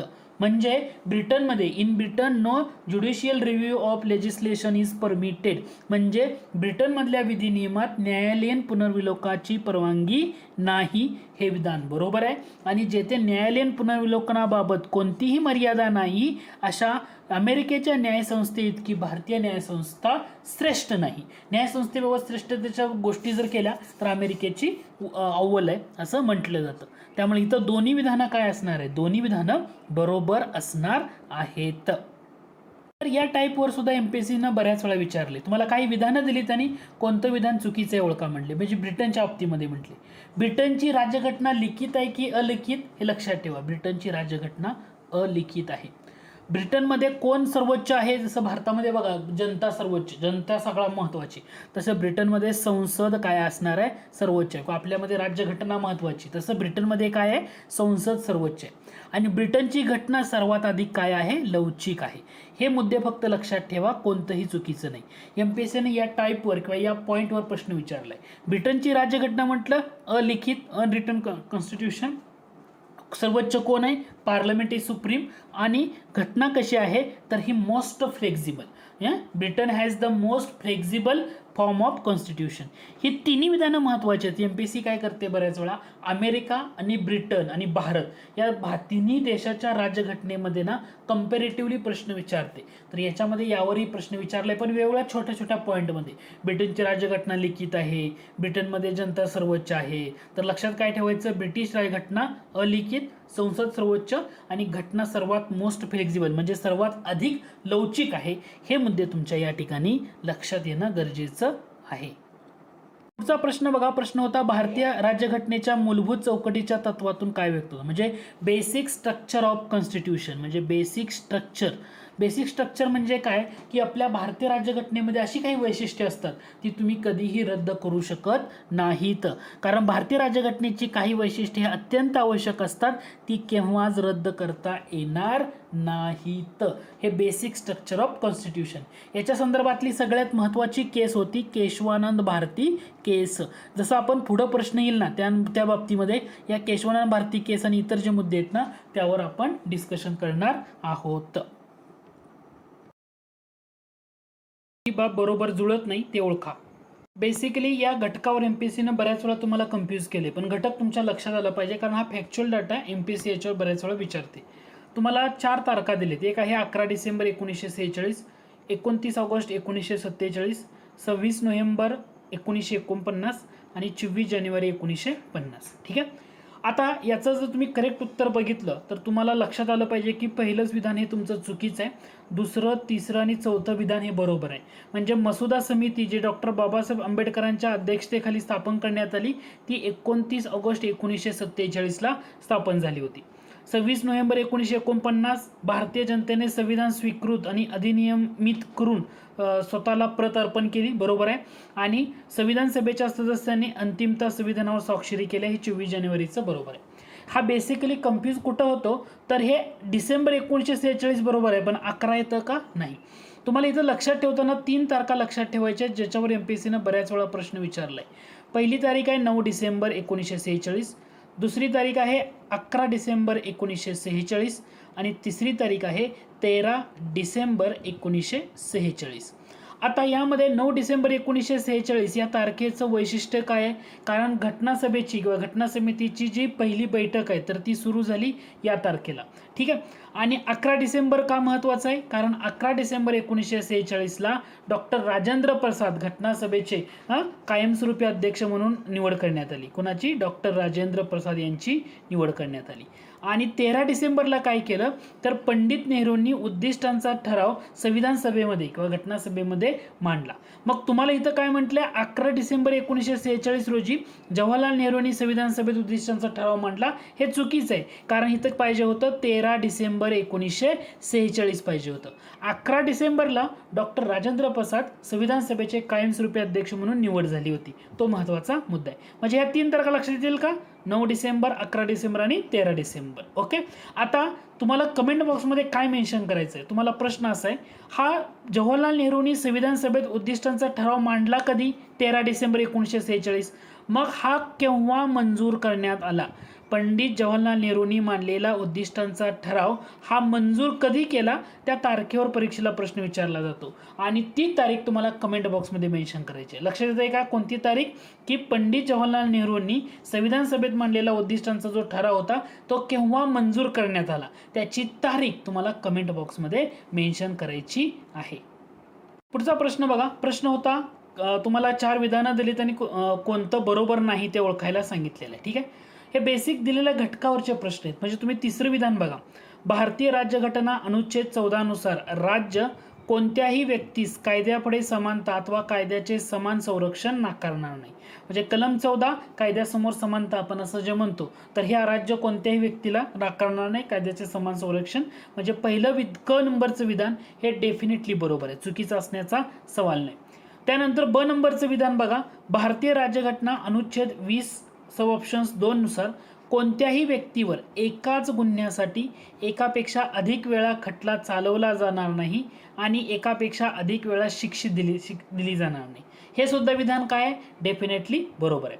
आता पहिलं विधान बघा. भारतीय राज्यघटना अनुच्छेद 21 नुसार कोणत्याही व्यक्तीचे जीवित किंवा व्यक्तिगत स्वातंत्र्य कायद्याच्या योग्य प्रक्रियेशिवाय हिरावून घेतले जाणार नाही. ओके. कायद्याच्या योग्य प्रक्रियेशिवाय.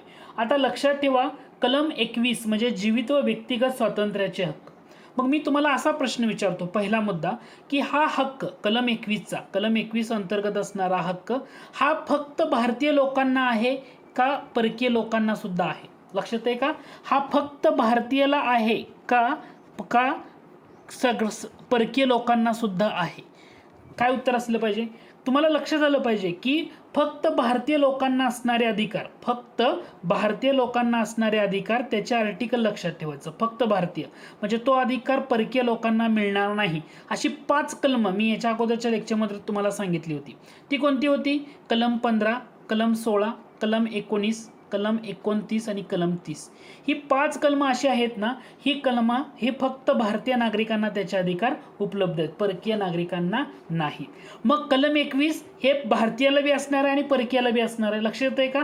कारण फक्त भारतीयासाठी ही 5च कलम आहेत. 21 त्याच्यामध्ये येतं का? नाही. म्हणजे मी तुम्हाला विचारलं होतं की कलम 21 हे फक्त भारतीयांसाठी आहे का? नाही. तर हे भारतीयासाठी सुद्धा आहे आणि परकीयांसाठी सुद्धा उपलब्ध आहे.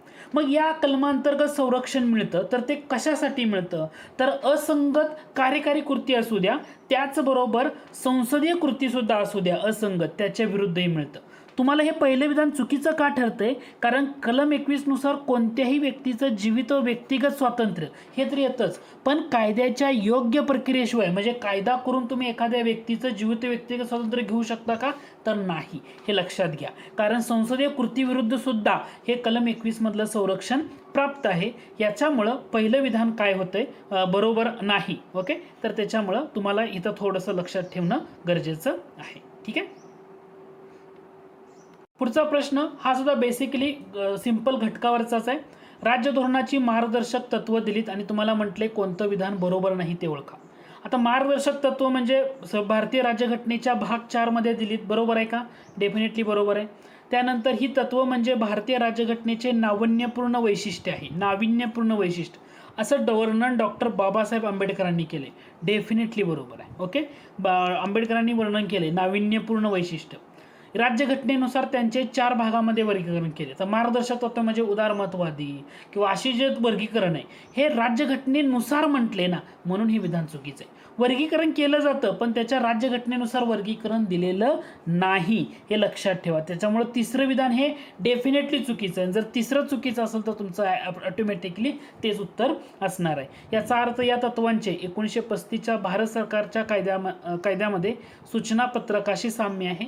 मार्गदर्शक तत्व म्हटलं 1935 भारत सरकारच्या कायद्यामध्ये सूचना पत्रकाशी साम्य, हे सुद्धा विधान बरोबर आहे. लक्षात आलं का?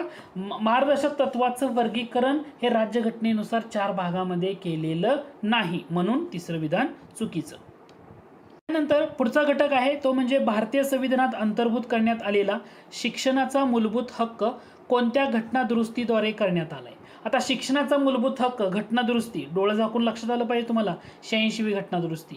या घटनादुरुस्तीवर आयोगानं ना ह्या घटनादुरुस्ती एकतर कन्फ्यूज केली जाते किंवा या घटनादुरुस्तीचं जे वर्ष असतं ना या वर्षावर कन्फ्यूज केलं जातं. जे नवीन विद्यार्थी आहेत ना शक्यतो या घटकाला लक्ष द्या, MPSC मध्ये याच्यावर प्रश्न येतोच. 86वी घटनादुरुस्ती म्हटलं की तुम्हाला वर्ष लक्षात ठेवायचं 2002. 86वी घटनादुरुस्ती 2002. तुम्हाला 2004 केलं जातं, 2006 केलं जातं, तर त्यामध्ये तुम्ही कन्फ्यूज होता कामा नये. त्यानंतर पुढचा प्रश्न आहे, मार्गदर्शक तत्वे कोऱ्या चेक प्रमाणे आहेत, त्यांचं वटवणं बँकेच्या इच्छेवर सोडलेलं आहे असं कोणी म्हटलं? बऱ्याच वेळा हा प्रश्न येऊन गेलेला MPSC मध्ये. मार्गदर्शक तत्वे कोऱ्या चेक प्रमाणे आहेत, तर हे KT शहा, प्राध्यापक KT शहा. त्यानंतर पुढचा प्रश्न आहे, भारतीय संविधानाने नागरिकांना आर्थिक न्यायाची खात्री कशाद्वारे दिली? यावरही बऱ्याच वेळा प्रश्न विचारला जातो. आर्थिक न्याय म्हटलं तर तुम्हाला डोळे झाकून लक्षात ठेवा, उद्देशपत्रिका, मूलभूत कर्तव्य, मार्गदर्शक तत्वे आणि मूलभूत अधिकार. तर तुमचं उत्तर काय असलं पाहिजे? राज्यधोरणाची मार्गदर्शक तत्वे. ओके. पुढचा प्रश्न आहे, आता ऍक्च्युली हा लॉजिकली प्रश्न आहे, तुम्ही लगेच उत्तर देऊ शकता. खालीलपैकी कोणत्या भारतीय राज्यघटनेच्या वैशिष्ट्यावरून असे निदर्शनास येते की वास्तविक कार्यकारी सत्ता पंतप्रधानांच्या नेतृत्वाखाली कार्य करणाऱ्या मंत्रिमंडळाच्या हाती आहे? प्रातिनिधिक लोकशाही म्हणजे रिप्रेझेंटेटिव्ह डेमोक्रेसी, अध्यक्षीय लोकशाही म्हणजे प्रेसिडेन्शियल डेमोक्रेसी, संसदीय लोकशाही म्हणजे पार्लमेंटरी डेमोक्रेसी आणि प्रत्यक्ष लोकशाही म्हणजे डायरेक्ट डेमोक्रेसी. आता कोणत्या भारतीय राज्यघटनेच्या वैशिष्ट्यावरून असं म्हटले?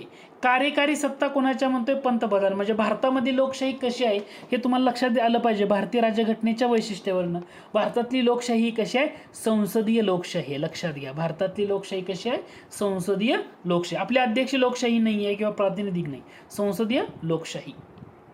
तर हा सुद्धा एक सिंपलचा प्रश्न आहे. घटनेमध्ये मूलभूत कर्तव्यांचा समावेश. आता याच्यावर जास्त एक्सप्लेनेशन करायची गरज नाही, सुवर्णसिंग समिती.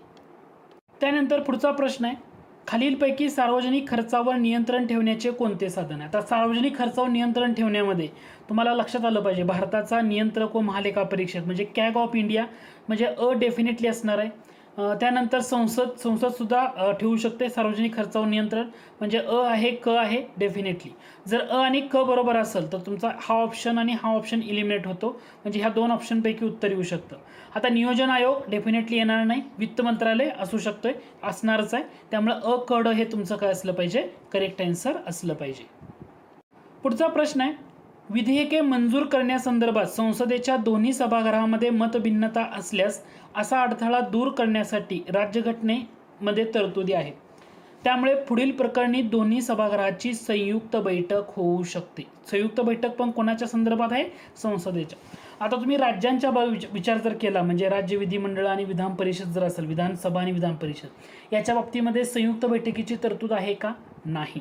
पहिला मुद्दा लक्षात आला. संयुक्त बैठकीची तरतूद ही फक्त संसदेच्या दोन्ही सभागृहासाठी आहे, म्हणजे एकतर लोकसभा आणि राज्यसभा यांच्यासाठीच फक्त तरतूद आहे. दुसरा मुद्दा, संयुक्त बैठक ही तरतूद भारतानं कोणत्या देशाच्या राज्यघटनेमधून घेतली? तर त्याचं उत्तर आहे ऑस्ट्रेलिया देशाच्या राज्यघटनेमधून घेतलं. ऑस्ट्रेलिया देशाच्या राज्यघटनेमधून आपण 3 महत्त्वाच्या गोष्टी घेतल्यात. संव्यास असं तुम्हाला लक्षात ठेवायचं आहे. संव्यास म्हणजे काय? एक तर संयुक्त बैठक, दुसरं म्हणजे समवर्ती सूची आणि व्यापार व वाणिज्य यांचे स्वातंत्र्य. ऑस्ट्रेलिया देशाच्या राज्यघटनेमधून भारतानं कोणत्या 3 गोष्टी घेतल्या? ट्रिक आहे त्याची संव्यास. ट्रिक आहे ही, काय आहे? ट्रिक आहे. स म्हणजे काय? संयुक्त बैठकीची तरतूद ऑस्ट्रेलियाकडे घेतली. व्या म्हणजे काय? व्यापार व वाणिज्य याचं स्वातंत्र्य घेतलं. आणि स म्हणजे काय? समवर्ती सूची किंवा कंकरंट लिस्ट म्हणतो, ऑस्ट्रेलिया देशाच्या राज्यघटनेमधून घेतलं. मग संयुक्त बैठकीची तरतूद कोणत्या विधेयकाच्या बाबतीमध्ये असते? तुम्हाला एक तर लक्षात आलं पाहिजे, घटनादुरुस्ती विधेयकाच्या बाबतीमध्ये संयुक्त बैठकीची तरतूद नसते. त्याचप्रमाणे जे धन विधेयक असतं, त्या धन विधेयकाच्या बाबतीमध्ये सुद्धा संयुक्त बैठकीची तरतूद नसते. याचा अर्थ अ आणि क डेफिनेटली नाहीये. याच्यामध्ये जे सर्वसाधारण विधेयक असतात किंवा वित्त विधेयक 1 आणि 2 जे वित्त विधेयकाचे प्रकार आहेत, यांच्यासाठी मात्र संयुक्त बैठकीची तरतूद आहे, हे लक्षात घ्या. तुम्हाला मी असा प्रश्न विचारला, घटनादुरुस्ती विधेयक जे असतात आणि या घटनादुरुस्ती विधेयकाला मंजुरी देणं राष्ट्रपतीवर बंधनकारक करण्यात आलं. घटनादुरुस्ती विधेयकाला मंजुरी देणं बंधनकारक करण्यात आलं. बंधनकारक कोणावर करण्यात आलं? तर आपले जे प्रेसिडेंट असतात त्यांना बंधनकारक करण्यात आलं. कोणत्या घटनादुरुस्तीद्वारे? लक्षात आहे का? घटनादुरुस्ती विधेयकाला मंजुरी देणं राष्ट्रपतीवर बंधनकारक करण्यात आलं. हे कोणत्या घटनादुरुस्तीनं केलेलं आहे? तर तुम्हाला लक्षात आलं पाहिजे, ही आहे 24वी घटनादुरुस्ती 1971ची. 24वी घटनादुरुस्ती जी 1971ची होती, या घटनादुरुस्तीनं घटनादुरुस्ती विधेयकाला मंजुरी देणं राष्ट्रपतीवर बंधनकारक करण्यात आलं. मुद्दा समजला का? की संयुक्त बैठकीची तरतूद ही फक्त संसदेच्या दोन्ही सभागृहासाठी असते, राज्यांच्यासाठी नाही. म्हणजे राज्य विधानसभा असेल किंवा राज्यांची विधान परिषद असेल, त्याच्यासाठी संयुक्त बैठकीची तरतूद आहे का? तर तरतूद नाही. हे तुमच्या लक्षात आलं पाहिजे. सिंपलचा प्रश्न आहे, जास्त विचार करण्यासारखा नाहीये. ओके, 2 विधान आहेत आणि योग्य विधान ओळखा म्हटले. राज्य लोकसेवा आयोगाचे सदस्य त्यांच्या पदावर रुजू झाल्यापासून 6 वर्षाचा कालावधी पूर्ण करेपर्यंत किंवा 62 वर्ष वयापर्यंत पदावर कार्यरत राहू शकतात. बरोबर आहे. 6 ते 62 हे कशासाठी बाबतीमध्ये? राज्य लोकसेवा आयोगाच्या बाबतीमध्ये. UPSC बाबतीमध्ये 65 पर्यंत असतं, हे लक्षात राहू द्या. संयुक्त लोकसेवा आयोग असेल तर ते चेंजेस होत राहतात. ठीक आहे. जर एखादा सदस्य निवृत्तीनंतर महाराष्ट्र लोकसेवा आयोगाचा अध्यक्ष म्हणून नियुक्त झाला, म्हणजे एक सदस्य आहे MPSCचा, तो MPSCचा अध्यक्ष म्हणून नियुक्त झाला निवृत्तीनंतर, ठीक आहे, तर त्याचे वय कितीही असले तरी त्याला अधिकचा 6 वर्षांचा कार्यकाळ मिळतो. अधिकचा 6 वर्षाचा कार्यकाळ डेफिनेटली त्याला त्या ठिकाणी मिळणार नाही. फक्त तुम्हाला या पॉईंटमधून हा घटक फक्त लक्षात ठेवा, 6 ते 62. ओके, राज्य लोकसेवा आयोगाचे सदस्य. नंतर हा एक बेसिक घटक आहे, पण अलीकडच्या काळामध्ये विधानसभा विधान परिषद कामकाज हा मुद्दा चर्चेत असतो. ठीक आहे. प्रश्न असा होता, विधान परिषदेमध्ये अशासकीय सदस्यांचे कामकाज चालवण्याकरता कोणता दिवस व वेळ नेमून दिलेला असतो? अशासकीय सदस्यांचं. तर हा लक्षात ठेवा बरं का, तुम्हाला माहीत नसेल तर. शुक्रवारचं जे शेवटचे 2.5 तास असतात ना, शुक्रवारी जे कामकाज असतं विधानसभेचं, तर त्याच्यामधलं शेवटच्या 2.5 तास हे अशासकीय सदस्यांचे कामकाज चालवण्याकरता वेळ ठरवून दिलेला असतो. पुढचा घटक आहे, भारतातील घटनादुरुस्ती प्रक्रियाविषयी खालीलपैकी कोणते विधान अयोग्य आहे ते ओळखा. आता घटनादुरुस्ती विधेयक संसदेच्या कोणत्याही सभागृहात सादर करता येते. बरोबर आहे का? येस, बरोबर आहे. घटनादुरुस्ती विधेयक जर सादर करायचं असेल तर ते लोकसभेमध्ये पण सादर करता येईल किंवा राज्यसभेमध्ये पण सादर करता येईल. म्हणजे कोणत्याही सभागृहामध्ये संसदेच्या सादर करता येते. दुसरं महत्त्वाची गोष्ट म्हणजे घटनादुरुस्ती विधेयक सादर करायच्या अगोदर राष्ट्रपतींची पूर्वसंमती आवश्यक नसते. बरोबर आहे. कारण जसं धन विधेयक असतं, राष्ट्रपतींची पूर्वसंमती आवश्यक आहे. धन विधेयक मांडताना लोकसभेमध्ये अगोदर मांडावं लागतं, राज्यसभेकडे जात नाही. ठीक आहे, म्हणजे मांडता येत नाही. तसं घटनादुरुस्ती विधेयक संसदेच्या कोणत्याही सभागृहात मांडता येतं. राष्ट्रपतींची पूर्वसंमती आवश्यक त्याला असत नाही किंवा नसते. घटनादुरुस्ती विधेयक राष्ट्रपती एका वेळेस संसदेचा विचारविनिमय पाठवू शकतात. घटनादुरुस्ती विधेयक घटनादुरुस्ती विधेयकाला मगाशीच मुद्दा मी कव्हर केला होता. घटनादुरुस्ती विधेयकाला मंजुरी देणं राष्ट्रपतीवर काय केलंय? बंधनकारक केले. कोणती घटनादुरुस्ती होती? 24वी घटनादुरुस्ती होती. 24वी घटनादुरुस्ती जी होती 1971ची. या घटनादुरुस्तीनं काय केलं? घटनादुरुस्ती विधेयकाला मंजुरी देणे राष्ट्रपतीवर बंधनकारक केलं. त्यामुळे ते विचारविनिमयासाठी पाठवू शकतात का? नाही. याचा अर्थ पर्याय क्रमांक 2 हे तुमचं करेक्ट आन्सर आहे, कारण ते तुमचं अयोग्य विधान आहे. आता घटनादुरुस्ती विधेयकासंबंधी संसदेच्या दोन्ही सभागृहात सहसंमती निर्माण झाल्यास संयुक्त अधिवेशन बोलवण्याची तरतूद नाही. बरोबर आहे ना? घटनादुरुस्ती विधेयक संयुक्त बैठक कोणत्या घटकासाठी मग बोलवली जाऊ शकते? संयुक्त बैठक म्हटलं तर तुमचं एक जनरल तुमचं जे विधेयक असेल, सर्वसामान्य विधेयक आणि वित्त विधेयक याच्यासाठीच आहे, हे लक्षात घ्या. ओके, हे दोन मुद्दे फक्त कन्फ्यूज व्हायचं नाही.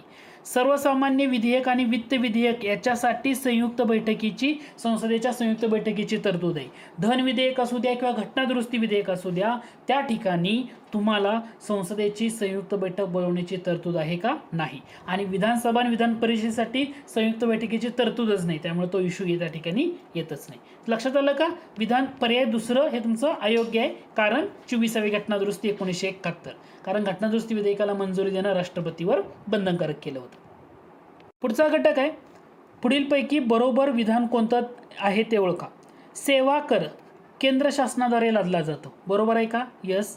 सेवा कर केंद्र शासन आणि राज्य शासनाद्वारे गोळा केला जातो. लादला जातो केंद्र शासन, पण गोळा करताना दोन्ही पण. बरोबर आहे. आणि याचा विनियोग म्हणजे त्याचा फायदा घेताना केंद्र शासन आणि राज्य शासन दोघंही घेतात. ओके. आता समवर्ती सूचीमध्ये 92 सेवेवरील कर ही नवी नोंद करण्यात आली होती, जी आता GST मध्ये सम्मिलित झाले. हे सुद्धा विधान बरोबर आहे, कारण हे परत कॅन्सल केलं. सेवा कर हे आता GST मध्ये आलेलं आहे, इन्क्लूड करण्यात आलेलं आहे. याचा अर्थ वरीलपैकी सर्व बरोबर. सेवा कर म्हटलं, लक्षात ठेवा, महत्त्वाचं काय? लादण्याचं काम केंद्र शासन करतं. गोळा करायचा असू द्या आणि त्याचा वापर करायचा असेल तर हे दोन्ही केंद्र आणि राज्य करतं. आणि समवर्ती सूचीमधलं 92 सेवेवरील कर ही नवीन तरतूद होती, की जे GST मध्ये परत इन्क्लूड करण्यात आली. GST विधेयक आल्यामुळे ते संपलेलं. ठीक आहे. समवर्ती सूची ही तरतूद भारतानं कोणत्या देशाच्या राज्यघटनेमधून घेतली? मी अगोदरच सांगितलं, ऑस्ट्रेलिया देशाच्या राज्यघटनेमधून घेतलेलं आहे. पुढचा घटक आहे, महाराष्ट्राच्या विधान परिषदेच्या संदर्भात खालील विधाने विचारात घ्या. कामकाजासाठी गणसंख्या सभागृहाच्या एकूण सभासद संख्येच्या 1. ओके. समजा 78 आपली महाराष्ट्राची विधान परिषदेची सदस्य संख्या. ओके. 1. तुम्हाला काय पाहिजे? गणसंख्या पाहिजे. ठीक आहे. पहिलं विधान हे सत्य आहे. कामकाजासाठी गणसंख्या 12 सभासद असते, असं आहे का? 1. म्हणजे हे 1. म्हणजे तुमचं 7.8 म्हणजे तुमचे 8 सदस्य पाहिजेत तर त्या ठिकाणी तुमचं कामकाज सुरू होऊ शकतं. 12 म्हटले, याचा अर्थ ब चुकीचा आहे. पर्याय क्रमांक 1 हे तुमचं बरोबर आहे. महाराष्ट्र विधान परिषद म्हटलेलं आहे, लक्षात असू द्या. खालीलपैकी मूलभूत चौकटीमध्ये म्हणजे जे बेसिक स्ट्रक्चर म्हणतो याच्यामध्ये अंतर्भूत नसलेले घटक कोणते? बेसिक स्ट्रक्चर म्हणजे पायाभूत वैशिष्ट्य याच्यामध्ये म्हणतो आपण. ठीक आहे. सर आपल्या राज्यघटनेच्या. तर तुम्ही ह्याच्यामध्ये बघितलं, नसलेले विचारले. व्यक्तीचे स्वातंत्र्य, फ्रीडम ऑफ पर्सन डेफिनेटली असणार आहे, किंवा मूलभूत हक्क डेफिनेटली असणार आहे, किंवा न्यायिक पुनर्वलोकन ज्युडिशियल रिव्ह्यू म्हणतो, हे सुद्धा बेसिक स्ट्रक्चरमध्ये तुम्हाला पाहायला मिळेल. पण संपत्तीचा अधिकार हे तुम्हाला बेसिक स्ट्रक्चरमध्ये बघायला मिळणार नाही, किंवा मतदानाचा अधिकार हे सुद्धा तुम्हाला बेसिक स्ट्रक्चरमध्ये बघायला मिळणार नाही मूलभूत चौकटीमध्ये. याचा अर्थ ब आणि ई हे 2 घटक तुम्हाला त्या ठिकाणी पाहायला मिळणार नाहीत. ओके. बेसिक स्ट्रक्चर असं विचारलेलं होतं. पुढचा प्रश्न आहे, तो प्रश्न बघून घ्या. प्रश्न आहे महत्त्वाचा घटक. ठीक आहे. प्रश्न होता, खालील मूलभूत हक्कापैकी कोणते हक्क केवळ भारतीय नागरिकांना उपलब्ध आहेत? फक्त भारतीय नागरिकांना असलेले कोणते मूलभूत हक्क आहेत असं दिलंय. खाली देताना तुम्हाला कायद्यापुढे समानता, भेदभाव प्रतिबंध, अस्पृश्यता निर्मूलन आणि सार्वजनिक नोकऱ्यामध्ये समान संधी म्हटले. केवळ भारतीय नागरिकांना असलेले एकूण 5 मूलभूत हक्क म्हणजे आर्टिकल 15 मध्ये, आर्टिकल 16 मध्ये, आर्टिकल 19 मध्ये, आर्टिकल 29 आणि आर्टिकल 30 या आर्टिकलमध्ये असणारे हक्क केवळ भारतीय नागरिकांना आहेत. 15 मध्ये म्हटलं. मग आता जर तुम्ही बघा 15 मध्ये धर्म, वंश, जात किंवा लिंग किंवा जन्म ठिकाण या कारणासाठी भेदभाव केला जाणार नाही असं म्हटलेलं आहे. या कारणासाठी भेदभाव केला जाणार नाही असं म्हटलेलं आहे. मग आता जर तुम्ही भेदभाव प्रतिबंध म्हणजे इथलं ब डेफिनेटली तुमचं असणार आहे, ब डेफिनेटली असणार आहे बरोबर. ब असणार आहे याचा अर्थ हे दोन ऑप्शन तुमचे इलिमिनेट होणार आहे. 16 आर्टिकलमध्ये काय सांगितले, सार्वजनिक नोकरीत समान संधी, सार्वजनिक रोजगारामध्ये समान संधी हे आर्टिकल 16 मध्ये सांगितले, म्हणजे ब आणि ड डेफिनेटली असणार आहे. कायद्यापुढं परत 19 म्हणजे अभिव्यक्ती स्वातंत्र्य म्हणतो, 29 म्हणजे अल्पसंख्याकांची भाषा लिपी व संस्कृती यांचं संरक्षण म्हणतो, आणि आर्टिकल 30 मध्ये शैक्षणिक संस्था स्थापन करण्याचं व त्याचं प्रशासन करण्याचं अल्पसंख्याकांचे अधिकार. याचा अर्थ कायद्यापुढे समानता असू द्या किंवा अस्पृश्यता निर्मूलन असू द्या, हे भारतीय नागरिकांना केवळ नाही, ठीक आहे, दोन्ही नागरिकांना, परदेशी नागरिकांना पण ते अधिकार मिळू शकतात. म्हणजे केवळ भारतीय नागरिकांना असलेले हक्क म्हणजे एकूण 5, 15, 16, 19, 29 आणि 30. 15 म्हणजे इथं पर्याय क्रमांक 2 उत्तर राहणार आहे. 15 म्हणजे कोणतं, धर्म, वंश, जात, लिंग किंवा जन्मठिकाण या कारणासाठी भेदभाव केला जाणार नाही.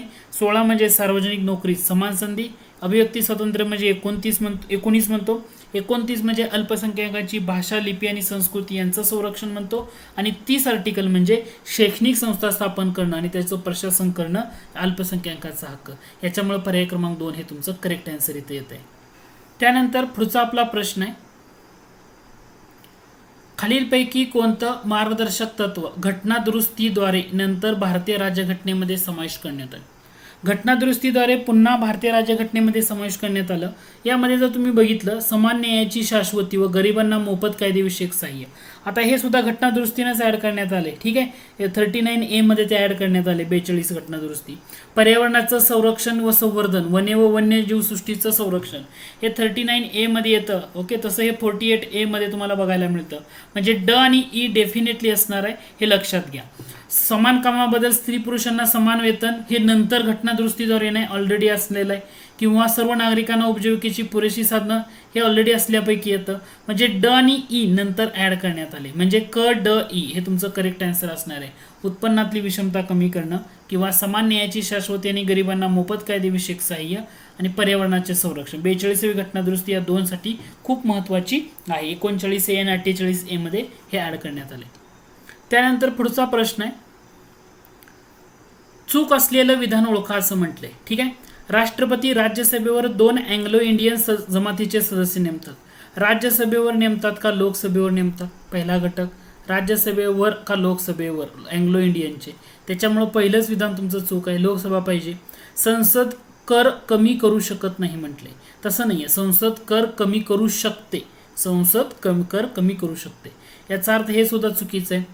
उपराष्ट्रपतीच्या निवडणुकीसाठी किमान 20 मतदार हे प्रस्तावक व 20 मतदार अनुमोदक असणे आवश्यक आहे, हे बरोबर आहे. उपराष्ट्रपती, राष्ट्रपती म्हणलं की ते 50 असतं, पण उपराष्ट्रपती म्हणलं की तिथं 20 येतं, हे लक्षात राहू द्या.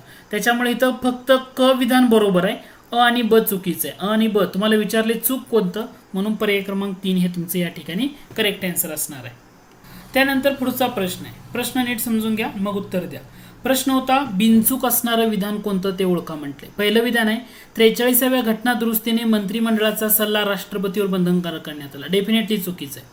समजा तुम्हाला असं विचारलं, घटना दुरुस्ती विधेयकाला मंजुरी देणं राष्ट्रपतीवर बंधनकारक, हे 24व्या घटना दुरुस्तीने टाकले. 24वी घटना दुरुस्ती कोणत्या सालाची होती? 1971, ठीक आहे, 1971. या घटना दुरुस्तीनं काय म्हटलं होतं, तर जे घटना दुरुस्ती विधेयक आहे, या घटना दुरुस्ती विधेयकाला मंजुरी देणं हे राष्ट्रपतीवर बंधनकारक करण्यात आलं होतं 24व्या घटना दुरुस्तीनं. तसं मंत्रिमंडळाचा सल्ला राष्ट्रपतीवर बंधनकारक कोणत्या घटना दुरुस्तीनं करण्यात आले? कमेंट बॉक्समध्ये नक्की मेन्शन करा, ठीक आहे. 43 तर नाही, मी तुम्हाला सांगतो, ठीक आहे. 24वी म्हटलं तर घटना दुरुस्ती विधेयकाला मंजुरी देणं राष्ट्रपतीवर बंधनकारक. राज्यपाल राष्ट्रपतींची मर्जी असेपर्यंत पद धारण करतात, हे विधान बरोबर आहे. राष्ट्रपतींची मर्जी म्हणजे तुम्हाला बिनचूक विचारलं होतं, म्हणजे बरोबर कोणतं? डेफिनेटली तुमचं पर्याय क्रमांक 2 आहे. आता राज्यपालांच्या नियुक्तीबाबत भारतानं अमेरिकन पद्धत स्वीकारली. भारतानं अमेरिकन स्वीकारली का? तर राज्यपाल हे पद म्हटलं तर भारतानं कशामधून घेतले? 1935चा कायदा, या 1935च्या कायद्याच्या तरतुदीमधून राज्यपाल पद घेतले.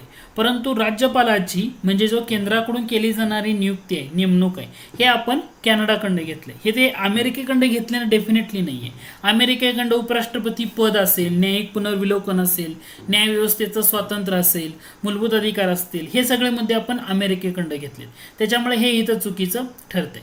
दुसरा घटक आहे राज्यपालांची नेमणूक करताना उपराष्ट्रपतींचा सल्ला घेणे बंधनकारक। उपराष्ट्रपतीचा रोल येतो का राज्यपालांच्या नेमणुकीत? डेफिनेटली नाहीये, त्यांचा सल्ल्याचा काही रोल येत नाही। ओके, हे घटक लक्षात ठेवा। म्हणजे दोन महत्त्वाचे मुद्दे, एक म्हणजे 24वी घटना दुरुस्ती 1971 घटना दुरुस्ती विधेयकाला मंजुरी देणं राष्ट्रपतीवर बंधनकारक, आणि दुसरं म्हणजे मंत्रिमंडळाचा सल्ला राष्ट्रपतीवर बंधनकारक कोणत्या घटना दुरुस्तीनं करण्यात आला, कमेंट बॉक्समध्ये मेन्शन करा।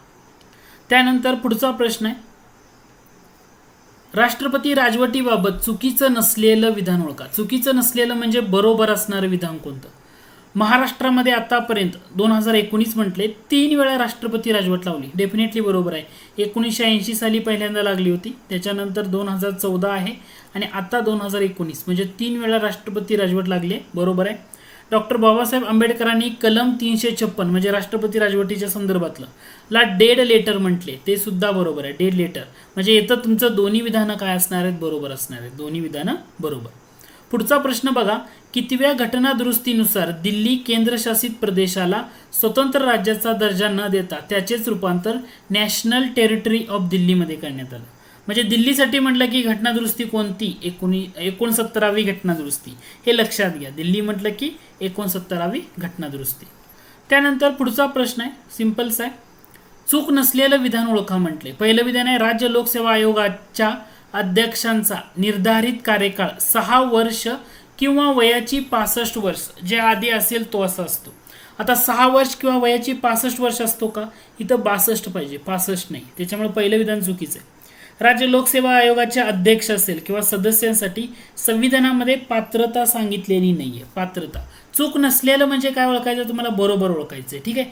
आता लोकसेवा आयोगाचे अध्यक्ष असतील किंवा सदस्य, संविधानामध्ये पात्रता सांगितली आहे का? नाही, म्हणजे हे विधान बरोबर आहे। म्हणजे तुमचं दुसरं विधान बरोबर आहे, पहिलं चुकीचं आहे। 6 वर्ष किंवा वयाची 62 पाहिजे, 65 असल्यामुळं या ठिकाणचं हे पहिलं विधान चुकीचं ठरतंय।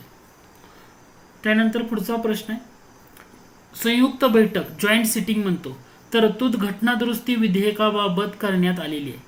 घटना दुरुस्ती विधेयकाच्या बाबतीमध्ये संयुक्त बैठकीची तरतूद करण्यात आलेली नाही, त्याच्यामुळे पहिलं विधान चुकीचं ठरतं, हे लक्षात घ्या। संयुक्त बैठकीची तरतूद भारतानं कोणत्या देशाच्या राज्यघटनेमधून घेतली? तर तो देश आहे कॅनडा। कॅनडा नाहीये। संयुक्त बैठक म्हणजे ऑस्ट्रेलिया खंड घेतले आपण, ऑस्ट्रेलिया खंड हे संयुक्त बैठकीची तरतूद घेतली। संयुक्त बैठक, समवर्ती सूची असेल किंवा व्यापार वाणिज्य याचं स्वातंत्र्य असेल, हे सर्व आपण ऑस्ट्रेलिया देशाच्या राज्यघटनेमधून घेतलेलं आहे, त्यामुळे पहिलं विधान चुकीचं आहे। ओके, घटना दुरुस्ती विधेयकाबाबत संयुक्त बैठक नाहीये। घटना दुरुस्ती विधेयक राज्य विधिमंडळामध्ये मांडता येतं। घटना दुरुस्ती विधेयक हे फक्त लोकसभा आणि राज्यसभा, राज्य विधिमंडळामध्ये मांडता येत नाही, हे लक्षात घ्या, त्यामुळे हे विधान चुकीचं आहे। घटना दुरुस्ती विधेयक संसदेच्या कोणत्याही सभागृहात मांडता येतं, डेफिनेटली बरोबर आहे। लोकसभा असू द्या किंवा राज्यसभा असू द्या, कोणत्याही सभागृहामध्ये ते मांडता येतं। याच्यामुळे अ आणि ब डेफिनेटली चुकीचं आहे, क विधान बरोबर आहे। तुम्हाला विचारलंय काय चुकीचं असलेलं विधान कोणतं? अ आणि ब हे तुमचं करेक्ट आन्सर या ठिकाणी असणार आहे।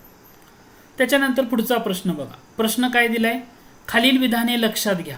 भारताच्या महान्यायवाद्यांची नेमणूक उपराष्ट्रपती करतात। आता महान्यायवाद्यांची नेमणूक उपराष्ट्रपती करतील का? डेफिनेटली नाही, त्यामुळे पहिलं चुकीचं आहे, राष्ट्रपती पाहिजे। घटनेनुसार तो भारताचा नागरिक असावा, ठीक आहे। त्यांचा कार्यकाळ भारतीय राज्यघटनेमध्ये नमूद आहे। महान्यायवादी पदाच्या बाबतीमध्ये असणारा कार्यकाळ राज्यघटनेमध्ये नमूद आहे का? नाही, त्याच्यामुळे हे सुद्धा चुकीचं आहे। तुम्हाला विचारले चुकीचं कोणतं? अ आणि क। त्याच्यानंतर हा एकदम परीक्षेला विचारताना बऱ्याच ठिकाणी प्रश्न विचारतो, तुम्हाला एकदम सिंपल आहे, अयोग्य जोडी ओळखणारा पर्याय निवडा। राज्यसभा ही कनिष्ठ सभागृह आहे का? नाही, वरिष्ठ सभागृह आहे, अप्पर हाऊस आहे, आणि लोकसभा हे कनिष्ठ सभागृह आहे, म्हणजे ते लोअर हाऊस आहे। ओके, म्हणजे तुम्हाला या प्रश्नामधून घटक लगेच लक्षात आला असेल। राज्यसभा हे काय आहे? अप्पर हाऊस आहे, त्याच्यामुळे हे चुकीचं आहे। लोकसभा हे लोअर हाऊस आहे, म्हणजे हे सुद्धा चुकीचं आहे। अ आणि ड चुकीचं आहे, डेफिनेटली अ ड तुमचं उत्तर असणार आहे। लोकसभा प्रथम सभागृह, राज्यसभा दुसरे सभागृह असं दिलंय, परंतु हे दोन घटकामुळे डायरेक्टली उत्तर निघून जातं। पुढचा प्रश्न आहे, प्रश्न भारतात राष्ट्रपती, उपराष्ट्रपती आणि राज्यसभा यांच्या निवडणुकीसाठी कोणती पद्धत स्वीकारली? कोणती पद्धत? एकल संक्रमणीय पद्धत। ओके, म्हणजे सिंगल ट्रान्सफरेबल वोट ही पद्धत स्वीकारलेली आहे। त्यानंतर पुढचा प्रश्न आहे, खालील विधाने विचारात घ्या आणि योग्य पर्याय निवडा। राज्यसभेच्या सदस्यांचं वय 40 वर्षापेक्षा कमी नसावं। तुम्हाला विचारलं योग्य. योग्य म्हटलं तर डेफिनेटली तर दिसते ना, राज्यसभेचे 1/3 सदस्य 2 वर्षांनी निवृत्त होतात. राज्यसभेचं विसर्जन होत नाही सदस्य, राज्यसभा दर 2 वर्षांनी 1/3 सदस्य निवृत्त होत असतात. त्यामुळे हे लक्षात असू द्या. उपराष्ट्रपती हे राज्यसभेचे पदसिद्ध सदस्य असतात. ओके, अध्यक्ष राहतात ते. उपराष्ट्रपती हे राज्यसभेचे अध्यक्ष असतात. ठीक आहे, त्यामुळं आणि इथं हे सुद्धा चुकीचं आहे. म्हणजे तुमचा पर्याय क्रमांक 3 हे तुमचं करेक्ट आहे. त्यानंतर पुढचा प्रश्न आहे, प्रश्न क्रमांक 14.